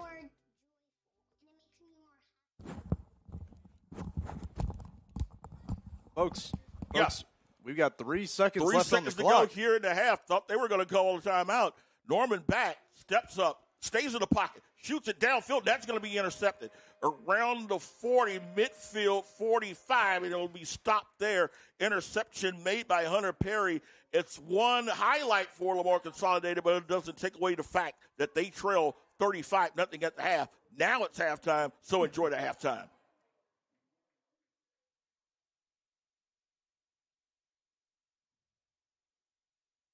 Welcome to Communities and Schools. This is what we do. If it wasn't for the CIS community, I would still be an ISS. I'm thankful I get to express my feelings. You get our supplies. They give pencils, they give notebooks. Miss B always has snacks in her room whenever we need snacks. She's actually helping with my grades and stuff. My grades have definitely rise because I'm not stressing out over people and I can socialize a lot better. I've become a lot more confident in myself. I feel protected here. I just learned from what I heard from them and just know to do better. They've helped me rebuild my inner self because they have been great mentors to me. I just want to stay there. It makes me happier for the rest of my day. One time I didn't want to go to school because I got bullied real bad. I would cry every day at school. I was just talking to myself in ways I shouldn't have, and I was able to go to Miss Stockwell for a while and talk to her.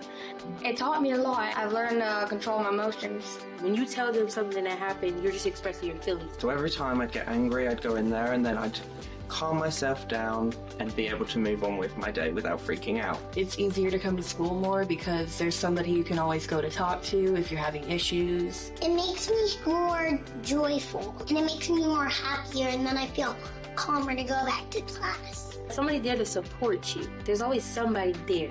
They're like always going to be there if you need them. Freshman, sophomore, and junior year, I didn't have anything like that. Thank you to Miss H for helping me become confident in myself. I'd want to thank Miss B and the program. Life couldn't be the way it is at the moment. I don't even think I could still be here without it. Thank you for providing for kids who are struggling and families that can't provide for themselves. Thank you for allowing me to be who I am today. Thank you, Miss Beatrice, for letting your life be my home. Thank you for helping me control my emotions and for this awesome program. Thank you, Communities and Schools! There are over 28,000 students in our community who are at risk of dropping out of school. Communities and Schools Bay Area is here with a solution.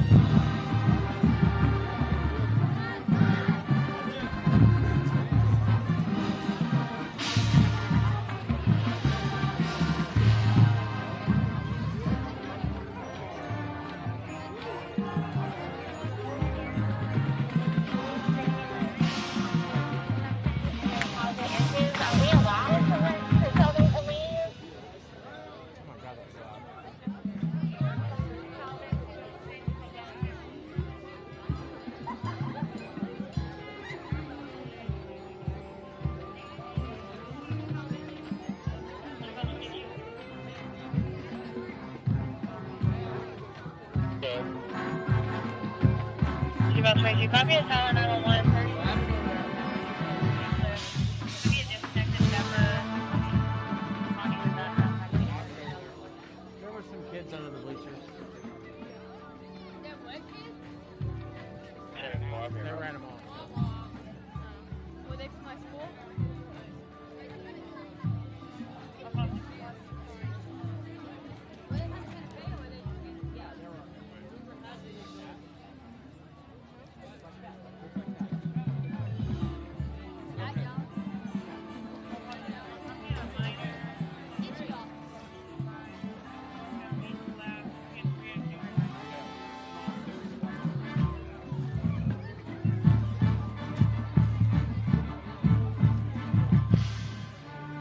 How's this technology work?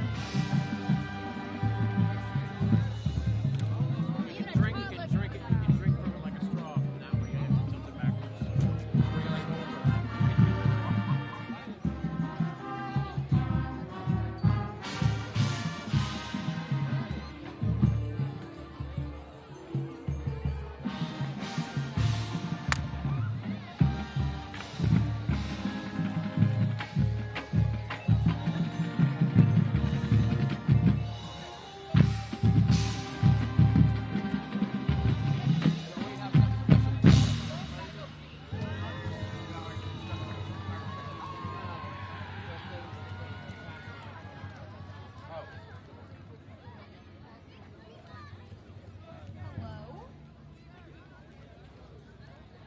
I don't wish you had a smaller stadium like this. It's a lot nicer. It's not nicer. It's very small.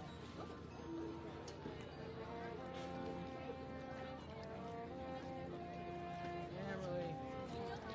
Want me to open that for you?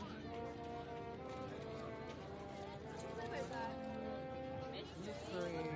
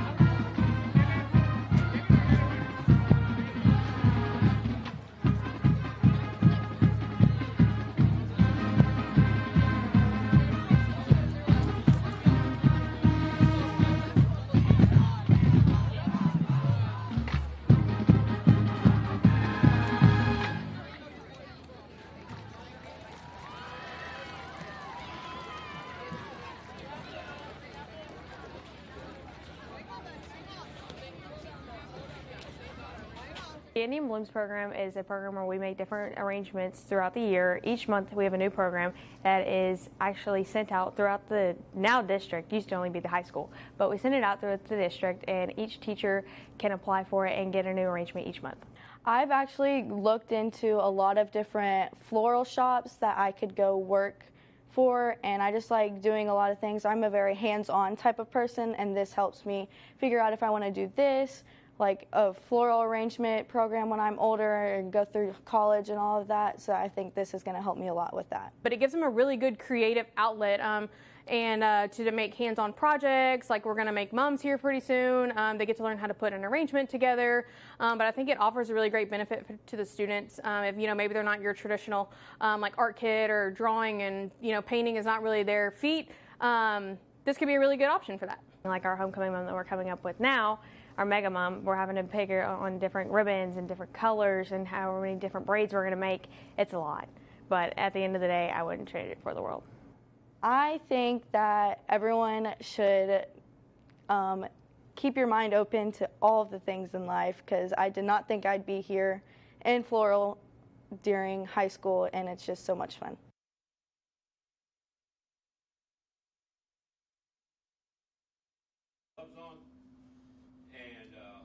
I mainly wanted to take this class to learn carpentry because it's a valuable skill to have both in the real world and at home. The reason I like this program is that it comes with a credential that they use out in the real world, and it's an NCCER credential card that is a permanent record of what you learn in here. Well, it helps us get more hands-on, what's it called? Experience, yes, before we go into our actual jobs and what we actually want to do. It's a lot more relieving than regular classes because it's a lot easier to think and just work it out in your head, and you're doing it yourself. It's really fun. I don't know, it's just fun. I was in it last year, the introduction to construction, yeah, and it was fun, so I wanted to take it again. Well, just that this is the third year we're doing it. It's going really well. It's outrageously popular. So if you're interested in this program, then come and see me.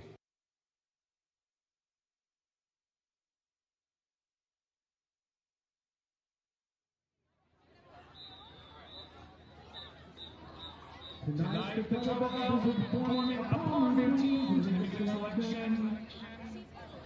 My song is what you did last summer.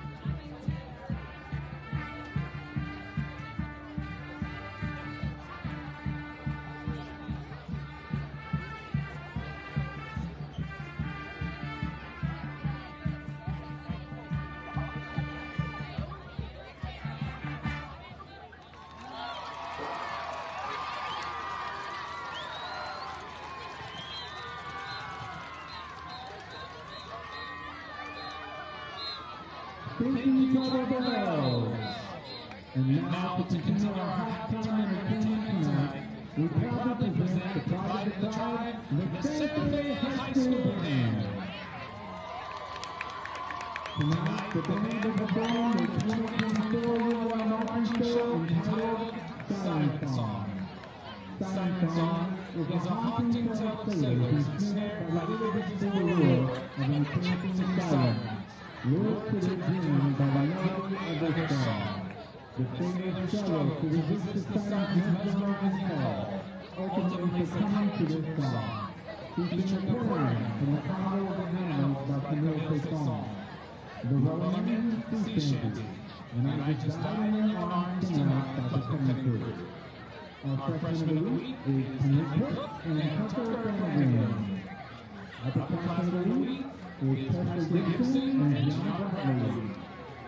Our winner of the week is Susan Ballas and Elena Dawn Gillis. And section of the week is the Clarinets. The band is the third working of judges Elena Dawn Gillis and Justine Quinlan. The leaders, you may begin when ready.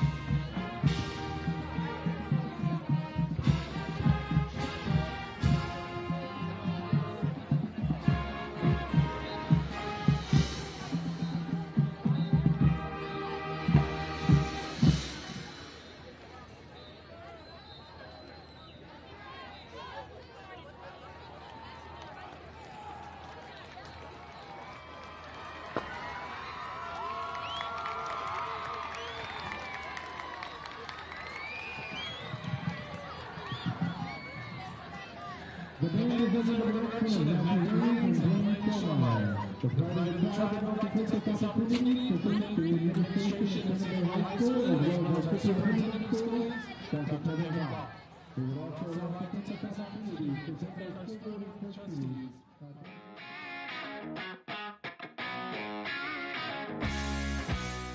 here at Texas Pit Stop Barbecue at Mainland City Center in Texas City, Texas. Texas Pit Stop Barbecue, you have food, family, and fun. Our food here is basically going to be the same concept as we do in Lamarck and in Galveston, best barbecue in the world. I feel like we got an awesome experience. When you walk in, it's pretty open, it's pretty big, and we just got great food. Smoked brisket, tender chicken, and delicious seafood. Texas Pit Stop Barbecue's wide menu has been creating cravings throughout Galveston County. There's a lot of things coming to the lawn. They have a lot to offer at Tex. There's something for the whole family. Plus, you can enjoy your favorite barbecue from Texas Pit Stop. See a menu and more at TexasPitStopBarbecue.com. Award-winning barbecue with multiple locations. Texas Pit Stop Barbecue.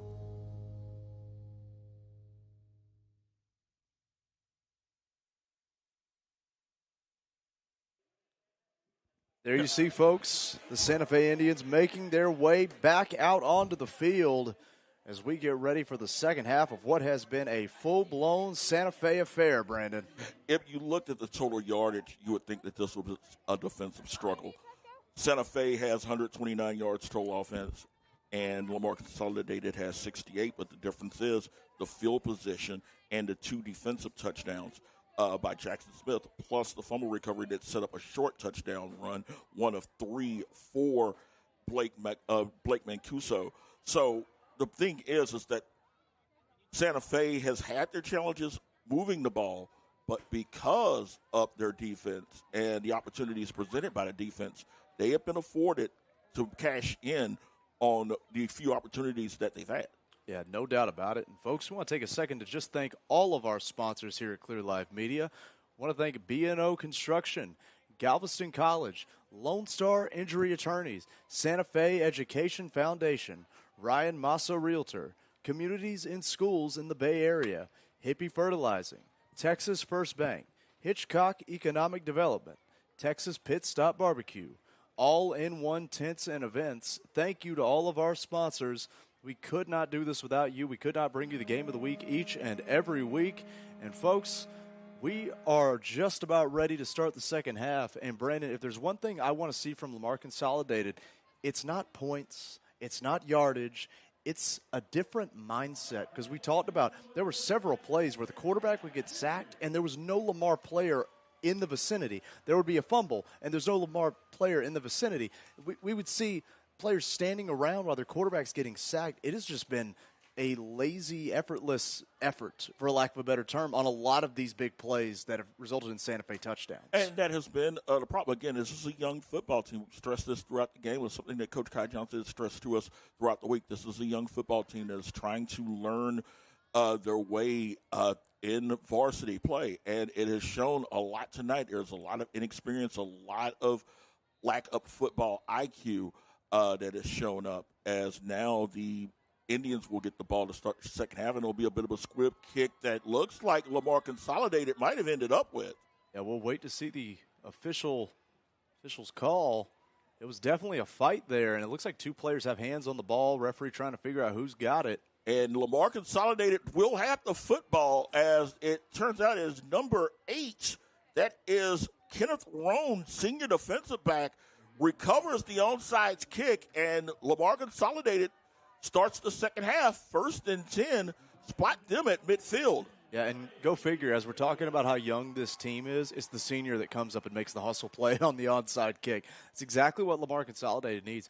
They just need to get some fire underneath them. You know, there's nothing wrong with being a young team, having some down seasons, but you got to stick with it, and you have to show that drive. We talked about it, you know, the last couple of weeks, so that we had some games that got a little out of hand. You want to play the same way no matter what the scoreboard is. You always want to show that level of commitment. And a new quarterback in for Lamar Consolidated, and that is going to be Edgar Garcia, the tight end, who had the first catch on the first play of the game. He will get the opportunity to run the offense now. 1st and 10, he's going to call his own number, and he's not going to get much of anything as a host of Indians there to bring him down. Paul Rivera, number 21, Jonathan Bassinelli amongst the players on the stop. Yeah, just stood up at the line right there. Just nothing doing. That Santa Fe defense coming out just as they went in.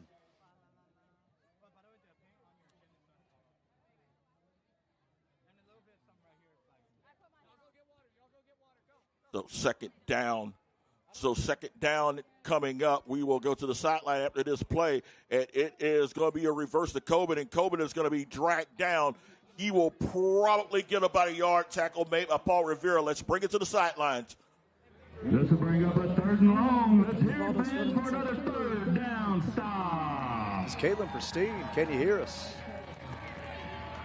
Waldo's filming something. Caitlin, we can hear you, sister. Just go ahead and talk. Hey guys, I'm back, and I just spoke to Coach Ryder, and he says to ensure that they're going to win this game tonight, they got to have a 0-0 mentality to keep the momentum going. So we'll see what happens the rest of this game. Stay tuned. Yeah, no doubt about it. Absolutely. Thank you so much, Caitlin. You know, that's the mindset I think both teams have to have, even a blowout. You know, 0-0 mentality. You just go out and play your down of football. As we see a scramble here. It is Goins back in the lineup as he is just going to throw that one away, incomplete. So despite getting the onside kick, it is going to be a 3-and-out for Lamar Consolidated. You know, and that was something that, you know, at the next level, Nick Saban always coached at the University of Alabama was, you know, each play is its own story. You can't worry about what happened, and you can't think about results. You have to just think about the process and think about what's in front of you at the moment. Each play is its own story and its own body of work, and that's exactly what, you know, Caitlin said she got from Coach Blake Ryder was 0-0 mentality. It's the same story, same methodology, just put in a different method. Santa Fe picking up where they left off. Jackson Smith is lined up around his own 21-yard line as he will await the punt here on 4th and long. Low snap, and actually this is going to be a delay of game as it will push Lamar Consolidated back 5. Oh, I'll actually check that it'll be a timeout. We'll go ahead and take the timeout with them. We've got 10:25 to go here in the 3rd quarter. It is 35-0 Santa Fe on the Clear Life Media Game of the Week.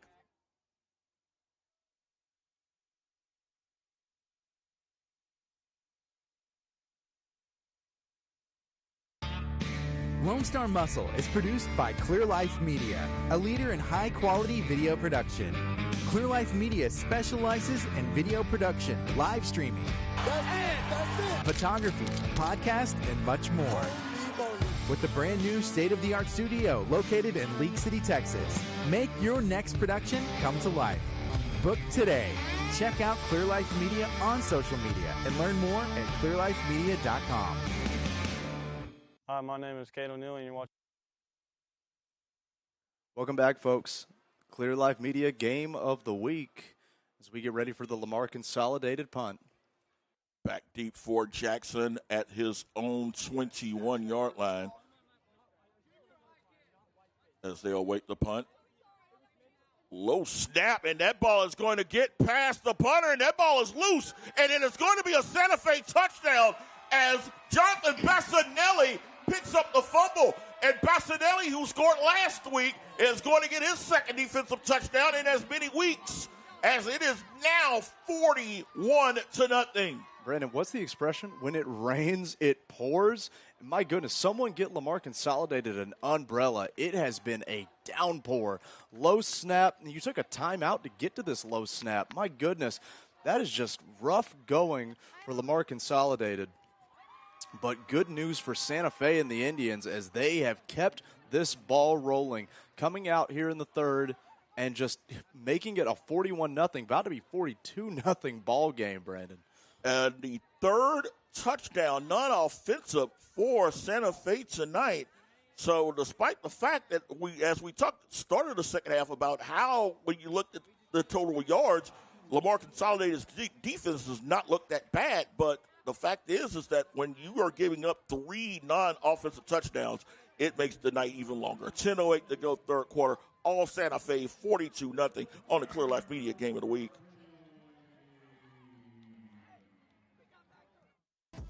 Gain the knowledge for a successful career as an HVAC technician. HVAC techs are in high demand. Enroll today and get a degree in as little as 5 months. It's been amazing, from the people to actually working in the lab, getting my hands dirty, which has been awesome, sitting in the class and you're finally getting your hands dirty. And other than that, having the experience to get out there and do what I want to do. Financial aid is available for those who qualify. For information, visit gc.edu. Hi, my name is Kane Shirk, and you're watching the Game of the Week on Clear Life Media. Folks, we are back at the Clear Life Media Game of the Week, and it has been one heck of a ball game for Santa Fe. 42-0 here in the third. Brandon, picking up where they left off last week. Oh, no question, as Jonathan Bassanelli scores on a 33-yard fumble return. 3 non-offensive touchdowns for the Indians tonight, as it's going to be Perry returning the kick, and he is going to be dragged down almost immediately. And that was Bassanelli on the scene. That, again, no correction, that is number 15 for Santa Fe. Andrew Gonzalez, senior there, making the stop on special teams. Lamar Consolidated starting this drive, 1st and 10 at their own 24-yard line. And I tell you what, it's just that high energy. Santa Fe brings the energy, and we see it every year. We've been at some of these games where Santa Fe has been on the losing end, and even in the fourth quarter, we were talking about, Blake Ryder mentioned it to Caitlin Pristine earlier, our sideline reporter, that it was 0-0. That's the mentality. So 9:52 to go here in the third quarter. Lamar Consolidated, at this point, you just want to try to get out, get some positives in, and come out of here without injury at this point. No doubt about it. Keep the energy up, but keep it safe. 1st and 10, it will be a reverse to Perry, and Perry gets much of nothing. He got to the line of scrimmage, and I have to tell you that this has been one of the keys to the success for Santa Fe, because coming into this game, one of the things that Lamar Consolidated wanted to do was to get Hunter Perry involved, and that was the first time he touched the ball tonight. I tell you what, I'm going to give credit for something small that's so large as Mason Murray actually helping up the offensive player. Just a little bit of sportsmanship, man. It's tough to come by these days, but you love to see it, especially when you're blowing out someone big. It would be easy to get the big head when the scoreboard is lopsided the way it is, but treat these people like people. Goins under center on 2nd down. He will fake the sweep, looks, throws this one Got a downfield, man. has Perry, and it is incomplete. Perry had a step on the defender, but the ball was overthrown, so it'll be 3rd down. That was a opportunity. That was one of those once or twice a game opportunities that you're going to get, and Lamar Consolidated was not able to make the most of it. And that has got to hurt if you're Hunter Perry, because you have been getting beat up, beat down all game long, and you finally make a move on your man, get wide open, and that ball just sails. So I promise you, folks, if you're Lamar Consolidated at home, nobody feels worse than Hunter Perry. Nobody feels worse than Amir Goins. 3rd down and 10 coming up. Clinton in the backfield with Goins. 4 receivers set. Goins back, steps up. He's just going to throw this one up in the air, and that is going to be intercepted. 3rd pick of the night. Flags flying all over the place. I think it's a block in the back after the interception. After the play, and it is Pacala. I tell you, Pacala has shown up huge. Huge playmaker defensively and special teams. He also, I believe, recovered one of the fumbles earlier. Yes. My goodness. Or, was it, no, I'm sorry, it was the onside kick. Yeah. He has shown up huge in this. And you see there, or maybe you don't see, the student body wearing the camouflage.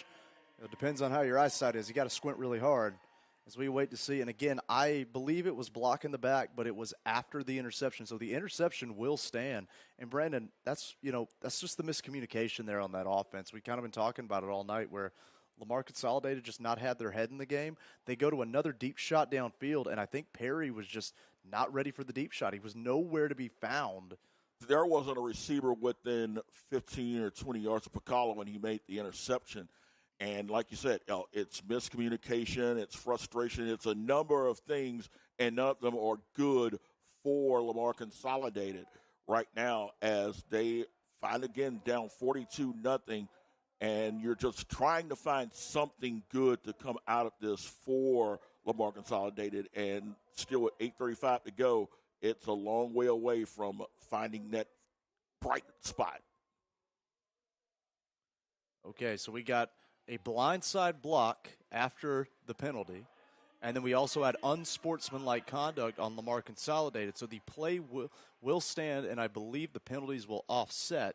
So it will be first down, Santa Fe football it looks like they're placing him at the 50. It will be at midfield, and this is the first time we will see the Santa Fe offense here in the second half at 8:35 to go here in the third quarter. You also have to wonder, with this game well in hand, how much will we see of the starters for the Santa Fe offense the rest of the way. Right now, it is the starting lineup led by Mason Norman as they get the ball 1st and 10 at midfield. Norman in shotgun. He's got Mancuso in the backfield with him. Mancuso, 79 yards, 3 touchdowns. Handoff to Mancuso. Cuts back and will move the pile for about a gain of 3. A bit of a high snap on that as well. Just kind of slows down the play just a little bit. Just a little bit. And that's the kind of thing that can, halt that momentum. But you got to think that, again, like we talked about, just trying to get out of here with, get everybody home safe and sound. You've got a resounding lead right now. Run the clock, run the ball, make short completions, and just speed this game up as best you can. Second down coming up, and it is going to be a handoff, and it is Mancuso, 40, 35, 30 to the 25, and he will go out of bounds at around the 22-yard line. Last-ditch effort by Fernando, pushing him out of bounds that kept Mancuso from a 4th touchdown. And Mancuso is just running away with this game almost literally on the offensive side of the ball. Haven't had a ton of success, Santa Fe, as far as passing, but I tell you what, man, they haven't really needed to. Mancuso is just plugged away on the ground. He is over 100 yards tonight. Handoff for Mancuso. He'll add a few yards, still churning, and that's that 0-0 mentality that we're seeing from the Indians as he moves the ball to around the 15, maybe the 16-yard line, so a gain of 5 on that play. And I hate to sound like the old head up here, Brandon, but it really is just old school mindset 100% of the way. It's good, sound defense, some good scheming from the coach, and you just pound the ball on the offensive side, put the ball on the ground and run, and you wear out the team. And you see that defensive line now, they've got their hands on their hips, they're gasping for air, and they're getting pushed around. Probably going to get some offsides. Someone jumped. There's a lot of jumping between both lines. We'll see who jumped first. No doubt. And it looks like it'll be Santa Fe. And that's a good heads-up play as well by the defensive line, as I was talking about them being tired. When you see that offensive lineman move, if they draw you off sides with their movement. And it's going to be against Lamar Consolidated. There you go. So it worked. So it's now a 2nd and 1 coming up. I take it back. Well, and that's a rough play by Lamar Consolidated. But, hey, we're calling it as we see it, folks. That's the name of the game. And Lamar Consolidated has just had a rough go of it so far. 2nd and short at the 12-yard line. Man in motion. It will be Wilson turning a corner. Wilson inside of 10 got tripped up at around the 6, but he will gain 6 yards and get a 1st and goal for Santa Fe. And that was number 11 that got a hand on him for Lamar Consolidated. I actually do not have that number on my sheet. I have a 10 and a 12, and there's a blank space for 11. So whoever you were, good job on that tackle out in the open field. 1st and goal now for the Indians. Wilson again in motion, and it'll be Norman calling his own number. And Norman still moving down to around the 3-yard line. So it's Mason Norman looking to try to get himself in the end zone. He'll gain 4 on that play. Yeah, no doubt about it. Just trying to call his own number. They've got 4 downs to work with. It's 2nd and goal now. Santa Fe once again knocking on the door. And I tell you what, they've got a battering ram back there. Number 22 has been reliable tonight. Might as well go back to Mancuso. 2nd down coming up. It will be Mancuso. Mancuso moving the pile. Didn't get in there yet, but he'll be stopped around the 1. And this is knuckle down time for Lamar Consolidated and that defense. Have some pride in your game. Do not let this man run through you again. You got to believe on the side of Santa Fe, Mancuso is saying, give it to me one more time. And we've got a man down on the field for Lamar Consolidated. We'll go ahead and take the timeout. 4:32 to go third quarter. Santa Fe 42, Lamar Consolidated, nothing on the Clear Life Media Game of the Week.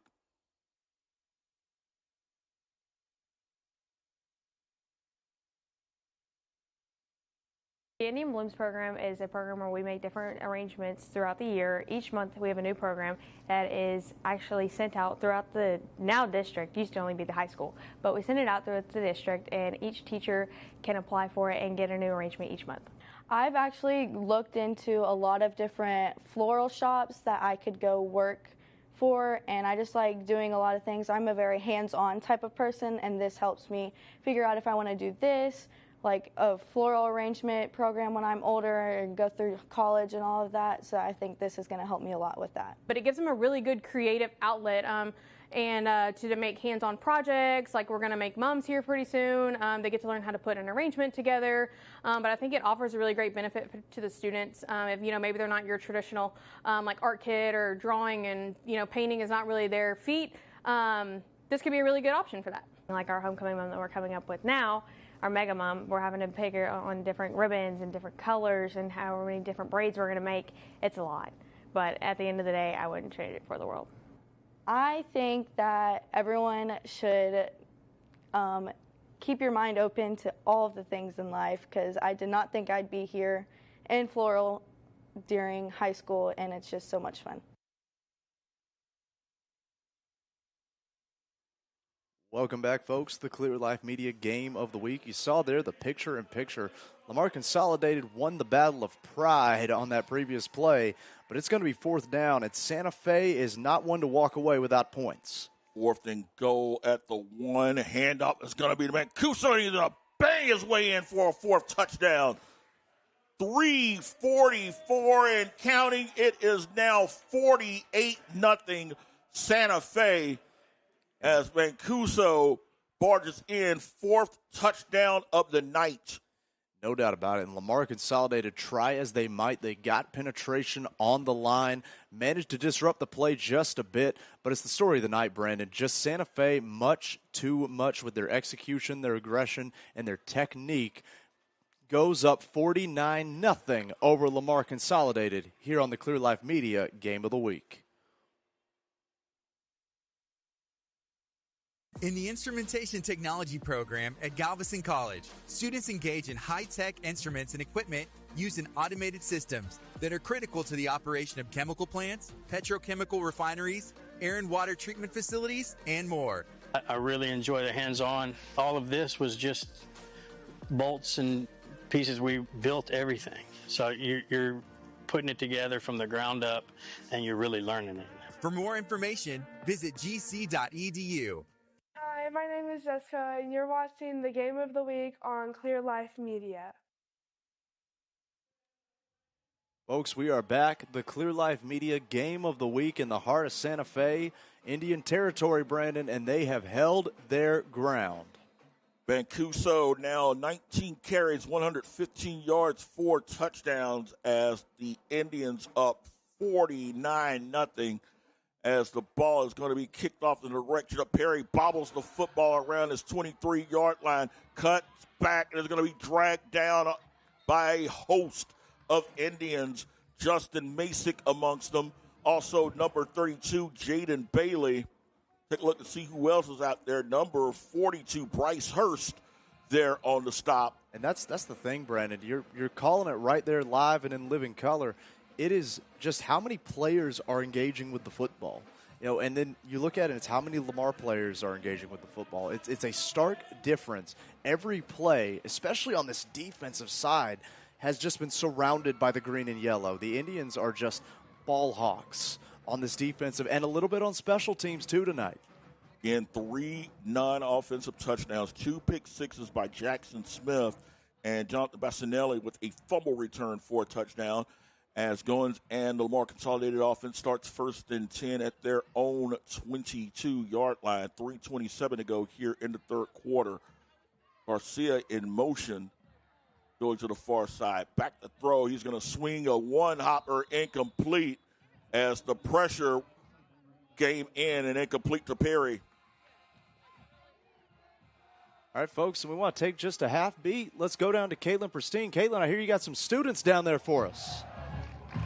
Hey guys, I'm back with Clear Life Media, and I am joined with the photography students of Santa Fe High School. We have Peyton and Evelyn. How are you guys today? Amazing. So good. And how do you guys feel about we'll say it's almost going to be a win. How do you guys feel about the score tonight? Oh my God. I don't understand. The turnovers after turnovers. These guys kind of stink. No, we're very good. We look really good out there. Honestly, they do kind of stink. They kind of suck. What is something that you guys have learned in your photography class? Can you ask that one more time, please? What is something that you guys are taking away from your photography classes? Ask her first. Honestly, how the camera works and like all of the settings and how cool it can be to shoot action and not just like stand still. Awesome. Peyton? The same thing. I mean, learning all of this, I would take this further in college, and I love this. It's amazing. Awesome. Thank you, guys. Back to you, Clay. Awesome. Thank you so much, Caitlin. And Brandon, looks like Lamar Consolidated picks up a lot of yards on that previous play, but it is still going to be a 4th down for the Mustangs. It was a completion to Garcia, and it got the ball to the 28-yard line. So it was a gain of 11, and he needed 13. So it's going to be 4th and 2. And with the minute 42 to go here in the third quarter, the Mustangs will punt again with Jackson Smith back deep at around his own 45-yard line. See if they can actually get a punt off this time. The last one ended up being a scoop 6 by the Santa Fe special teams. 125 and counting, and a stop-to-play timeout by Lamar Consolidated. We'll take it with them. 1:20 to go, third quarter. Santa Fe 49. Lamar Consolidated nothing on the Clear Life Media Game of the Week.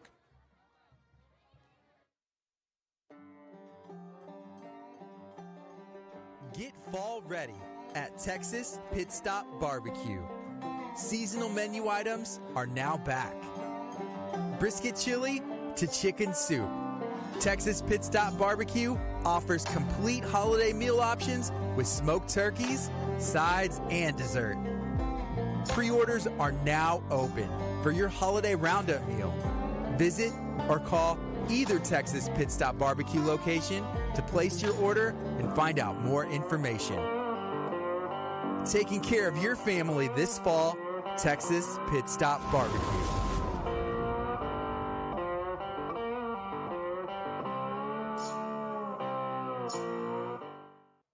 Welcome back, folks. The Clear Life Media Game of the Week. You saw there, Texas Pit Stop Barbecue.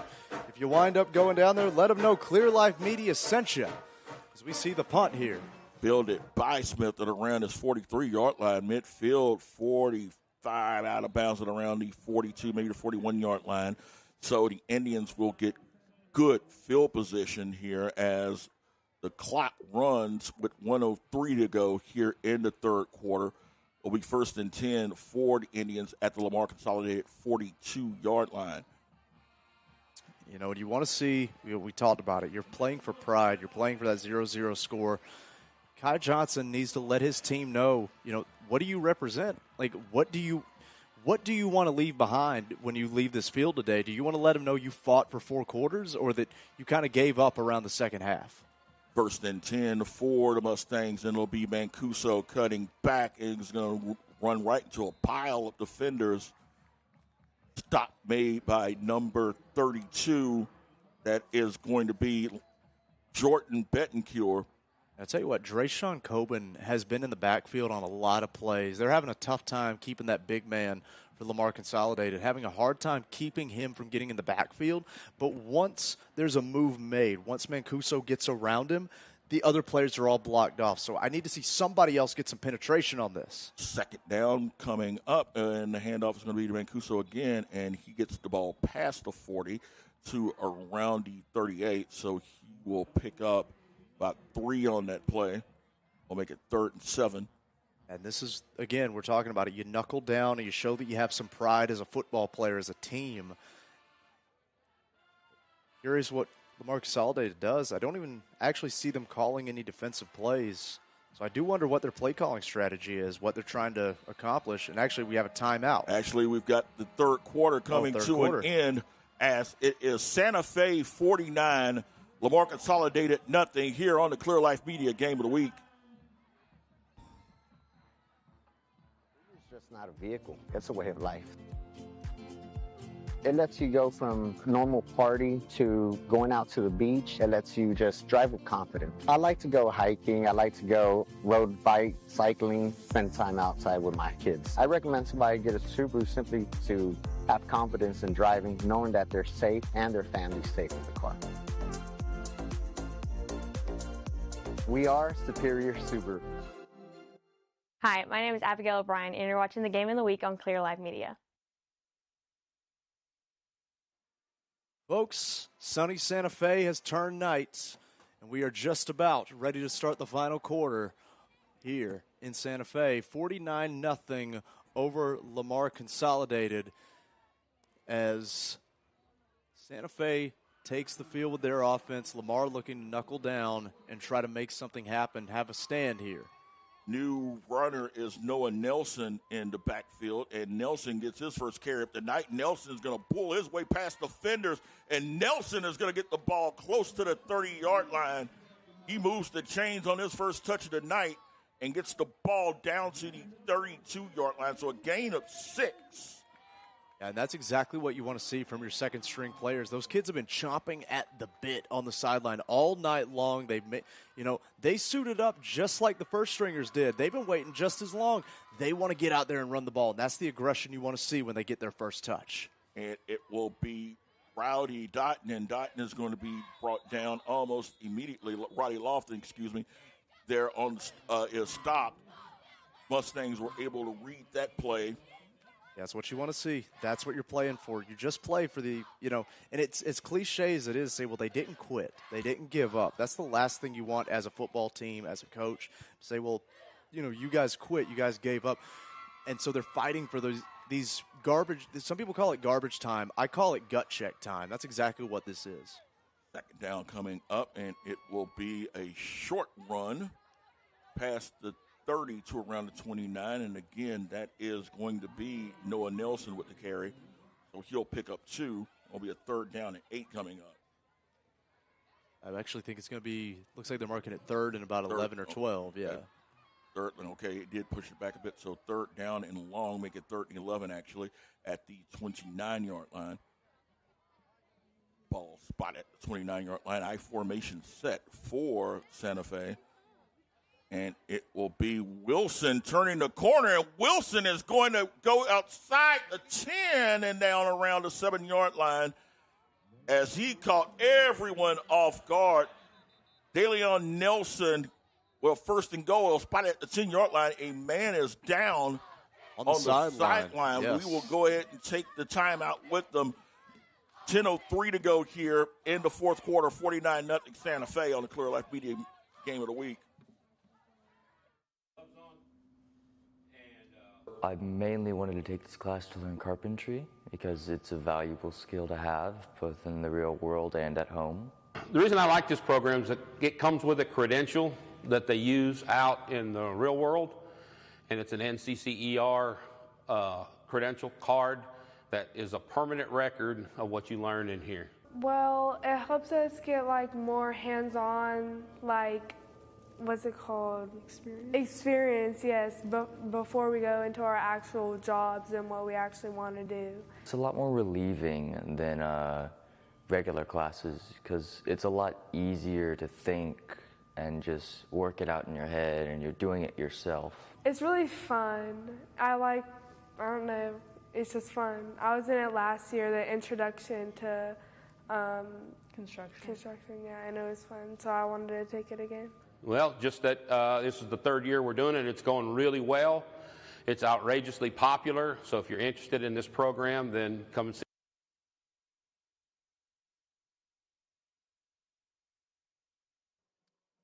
Folks, join us back here. The Clear Life Media Game of the Week in progress. 49-0 Santa Fe. Clay Roberts, Brandon Williams calling the action. Caitlin Pristine, our sideline reporter. As Santa Fe looking to drive here, and I think, Brandon, we observed it was a running clock now. I think we're going to keep this one rolling as Santa Fe will try to score. 9:22 and counting here in the ball game. Second down and goal from the 11-yard line. Nelson in the backfield. Man in motion is Wilson, and it'll be Wilson turning the corner. Wilson to the 5, and Wilson is going to find himself in the end zone. 11-yard touchdown run for the senior DeLeon Wilson, as it's now 55-0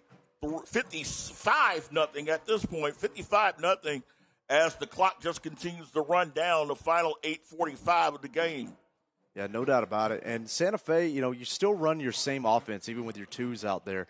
And so Santa Fe ran the ball up the gut to set that sweep up, that little quick sweep to get the man out to the outside with no one in front of him. Just green grass and high tides for another Indian touchdown. High snap, kick up, kick good, as Garrett Johnson is perfect tonight on extra points. He's a perfect 8 for 8.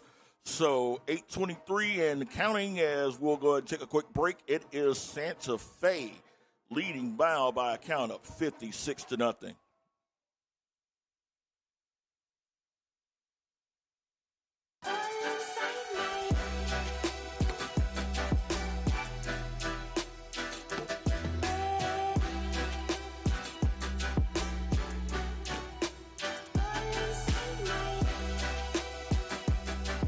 Embrace the chaos. Visit riotsports.co to learn more and purchase product. And use discount code CL10 to save. Hi, my name is Blake Ryder. You're watching Game of the Week on Clear Life Media. Welcome back, folks. Clear Life Media Game of the Week. We just saw Santa Fe head coach Blake Ryder. Got to believe he is happy with his team, not just because of the scoreboard, but because of the effort and intensity through 4 quarters. He wanted the similar effort that he got last week from his team against Fort Bend Clements. He has got it and then some, as this Santa Fe team has been crisp, would be a good word, particularly on the defensive side of things. Ooh. Oh, as we say that. Whoopsie. Won't be pleased on that, as, again, we're running clock here, rightfully so at 6:59 and counting, as this game well out of hand, and I think at this point both coaches would just want to make sure that these kids get off the field safe. Yeah, no doubt about it. I'm curious, will they get a re-kick on that, or will it just be from the spot? I believe it'll just be from the spot. They'll take it from the spot. Yeah, just like I said, no use in running another kickoff. That kickoff is a dangerous, dangerous play. We got guys flying 40, 50 yards downfield into collisions, so no need for a re-kick there. Lamar football. 1st and 10 at the 30-yard line. See the official call there. It was offsides on Santa Fe, a rare hiccup. This team has been rock solid defensively and special teams-wise tonight. Again, 3 non-offensive touchdowns on the evening for Santa Fe. 2 interception returns by Jackson Smith and Jonathan Bassinelli with a fumble return for a score. Goins in shotgun. We'll have a man in motion, and when we Goins back, has pressure. He's going to throw this one, and it's incomplete. Was looking in the direction of number 85, Isaiah Coben, and that's incomplete. It'll be a 2nd down and 10 coming up. Brendan, that's similar to the play that they had in the very first possession, that little seam route to your tight end.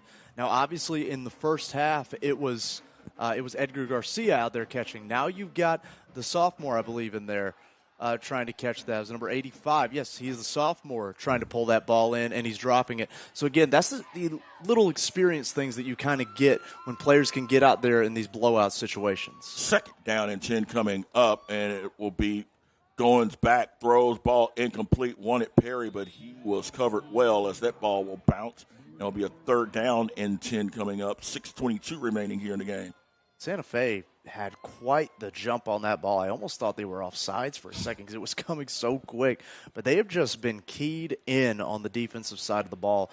Not just their front seven, but their secondary as well with their blitz packages. They move defensive back up just to move the other side and shift and overload a side, then to bring the coverage around to the opposite end and get the interception. It's been very impressive, and they're still out there doing it. You see it right now. Third down screen, the ball is going to be caught. Reception made by number 9. That is Samuel Johnston. He makes the reception. It'll be close, somewhat close to a first down. It'll be tackled around the 42-yard line. Yeah, and that is a rare completed pass on these screens. They've been trying all night long, and it has just been getting blown up by the sheer speed of the Santa Fe blitz. So 4th and 2 coming up. And, again, the pressure has been there all night by the Indians' defense. It has just made life miserable for Goins. They're coming again. 4th down, he will throw. Ball is going to be caught by Coben. And Coben midfield. Coben's got room. Coben is going to score. No flags. Touchdown as the Mustangs get something of a highlight as Coben will score from 58 yards out with 5:13 remaining. And that's what Lamar Consolidated has been looking for all night long, the quick pass to counter the blitz. We talked about it, I believe, in the second quarter. If you can get the ball, whether it be via a run, a draw, a screen, if you can get it on the other side of that blitz, there's no one between you and the end zone, and we saw it right there. Lamar still fighting. You love to see it from a team getting their first points here in the fourth quarter. Saw an Indian go down on the play. He was able to walk off the field as unpowered. Number 20, Justin Masick. Yeah, it looked like maybe a jammed finger from what I saw. He was holding his hand. But regardless, we'll keep you updated if we see anything. If we see him back out there, we'll call it out. Set to kick the extra point is number 61, Sebastian Zamora. And that ball is blocked. Loose ball, and it's going to be recovered by the Indians. So it's stuck at 6. Lamar Consolidated finally does get it on the board, courtesy of a 58-yard touchdown catch and run by Isaiah Coben from the quarterback, Amir Goins. So 5:13 to go in this one. It is Santa Fe 56, Lamar Consolidated 6 on the Clear Life Media Game of the Week.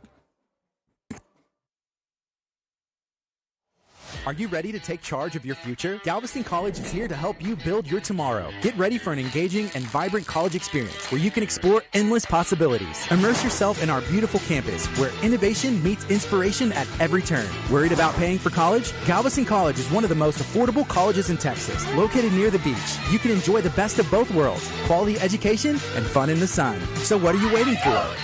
Register now at gc.edu and start building your tomorrow at Galveston College. Hi, my name is Miss Dow, and you're watching the Game of the Week on Clear Life Media. Folks, welcome back. Clear Life Media Game of the Week. It ain't a typo. 6-56. Lamar Consolidated gets on the board late. And Brandon and I were just saying they've been looking for that screen pass all night long. And when it finally completes, the offense finally gets going. You even mentioned, what if they'd done that in the first quarter? What would this game look like? How would the mentality change? It's an interesting what if, but thankfully for Santa Fe fans, they don't have to live with it. They won't have to. 5 minutes, 13 seconds remaining. Santa Fe will even their record to 2-2 on the year. Most importantly, they're going to start district play 1-0, whereas Lamar Consolidated falls to 1-3 and 0-1.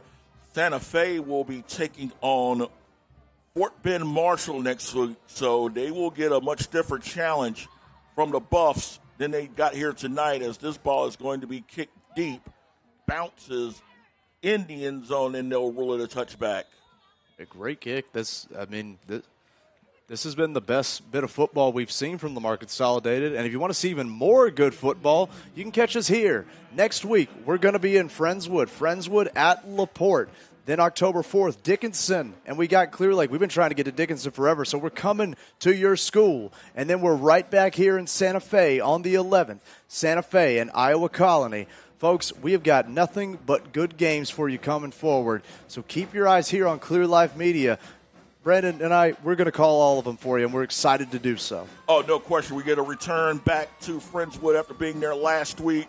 Will be district opener for those two teams. And then, like you said, We go to Dickinson on October 4th. First time there. Definitely excited about that one. Back to action, 1st and 10. Handoff is going to be to, looks like number 33. No, not 33. 23. 23. That is going to be Tucker Peshatag there on the carry. Peshatag gains about a yard. So 2nd down and 9 coming up for the Indians at their own 26-yard line. 4:51 and counting here in this ball game. And folks, the Indians have handled business tonight. That old harvest moon still rising up slowly, looking red over the stadium. And we've got a running clock here, folks. Going to get out of here a little bit early, it looks like. But Santa Fe still fighting hard. We even saw it on the touchdown. They managed to get back there and block the extra point. Handoff. And this time it is going to be Liam Blackman on the carry, and Blackman is going to be stopped. Didn't get much on that one. Got to the line of scrimmage. I believe that was Drayshawn Coben again getting the tackle. He has been getting through the line all night, and it's one of those things where, I've been guilty of criticizing the hustle of some of these Lamar Consolidated players, but they've had glimmers of hope. We talked about it. It's a very young team, and you have to wonder how they handle themselves when they're down big. You have to have those glimmers of hope, those little moments that you point to and say, hey, if we can do this more consistently, this can be a winning football team. 3rd down coming up, 3rd and 10 officially.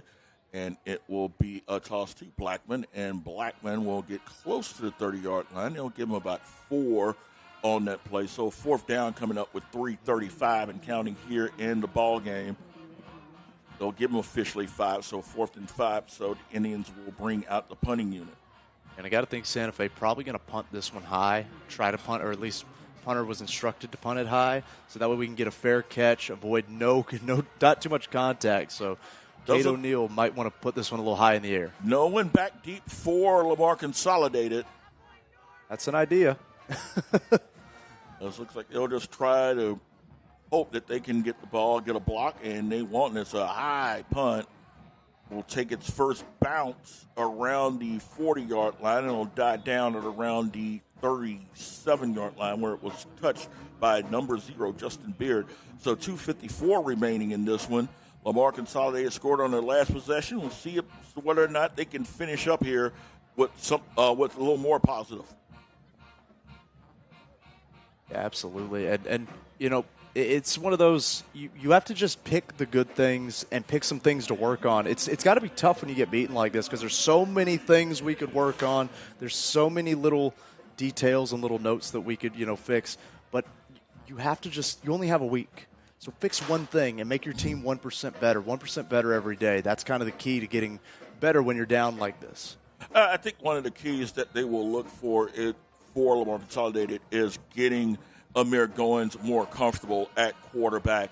He's had a long night being pressed by the Santa Fe front line. He's thrown 3 interceptions, has fumbled the ball twice. So it's been a rough night for him.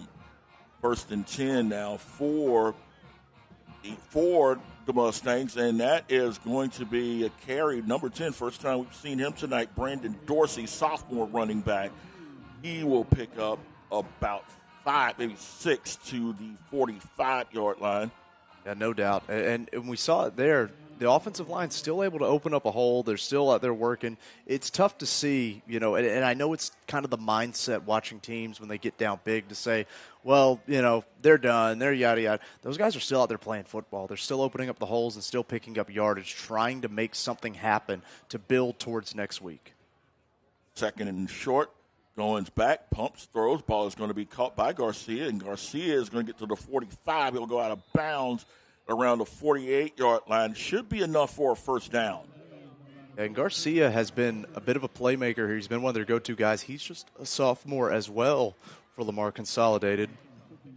As we're ticking down now to about 1:15 left. That's something to look at. It's a young team. It's kind of the story of this team. They need to get that energy up. They need to get the maturity up. And once that happens, this could be a completely different ball club in a year or two. Man in motion is Garcia. Goins drops back, looks, has pressure, evades one man, looking, decides to take off with the ball, and he will get to midfield, maybe the 49. Minimal gain on that play. as the final 44 seconds start to tick off here. Got to believe we'll probably get one more play out of this ball game. And then, folks, stick with us. We're going to go to Miss Caitlin Pristine. Once the game is over, she's going to have an interview with Santa Fe head coach Blake Ryder, get his thoughts on the game. So stick with us. Once the clock expires, the Clear Life Media doesn't expire. We stick here and we get you all the information. What could be the last play of the game? Lawrence is just going to throw this one up in the air. Lots of pumping, incomplete, no flag. 9 seconds remaining, 8, 7. They're just going to let this one wrap up, so it's a done deal. Santa Fe is going to win this one handily by a count of 56-6. 56-6. The Indians storm over the Mustangs. Here in Santa Fe, Clear Life Media brings it to you. Folks, what a game by the Indians. Almost a complete game, you could say. They played well on every side of the ball. They did. When you've got a guy like Blake Mancuso finishes with 119 yards, 115 yards, 4 touchdowns on 19 carries. They get 3 non-offensive touchdowns. They caused 3 turnovers. It is a complete effort, and in the last 2 games, they have seen what the potential of what this team could be like if they're able to carry that momentum. Now, granted, they have not faced the team like the caliber of, say, Marshall, who they will face next week. But this is a good course that the Indians are on their way towards. Yeah, no doubt about it. I mean, you have to look at it positively when you drop 60 one week and 56 the next. That's that energy that they're going to need to bring in. And that's the one thing you have to look out for with Santa Fe is 4-quarter football. I feel great. It's a Texas high school football game. That's hard enough. And it's a district win, which is huge. The famous phrase, you ignite your guys tonight. I feel as a coach. We have a word on juice. And if you watch the interviews from the other day's practice, I think our boys that were interviewed, the 4 of them. All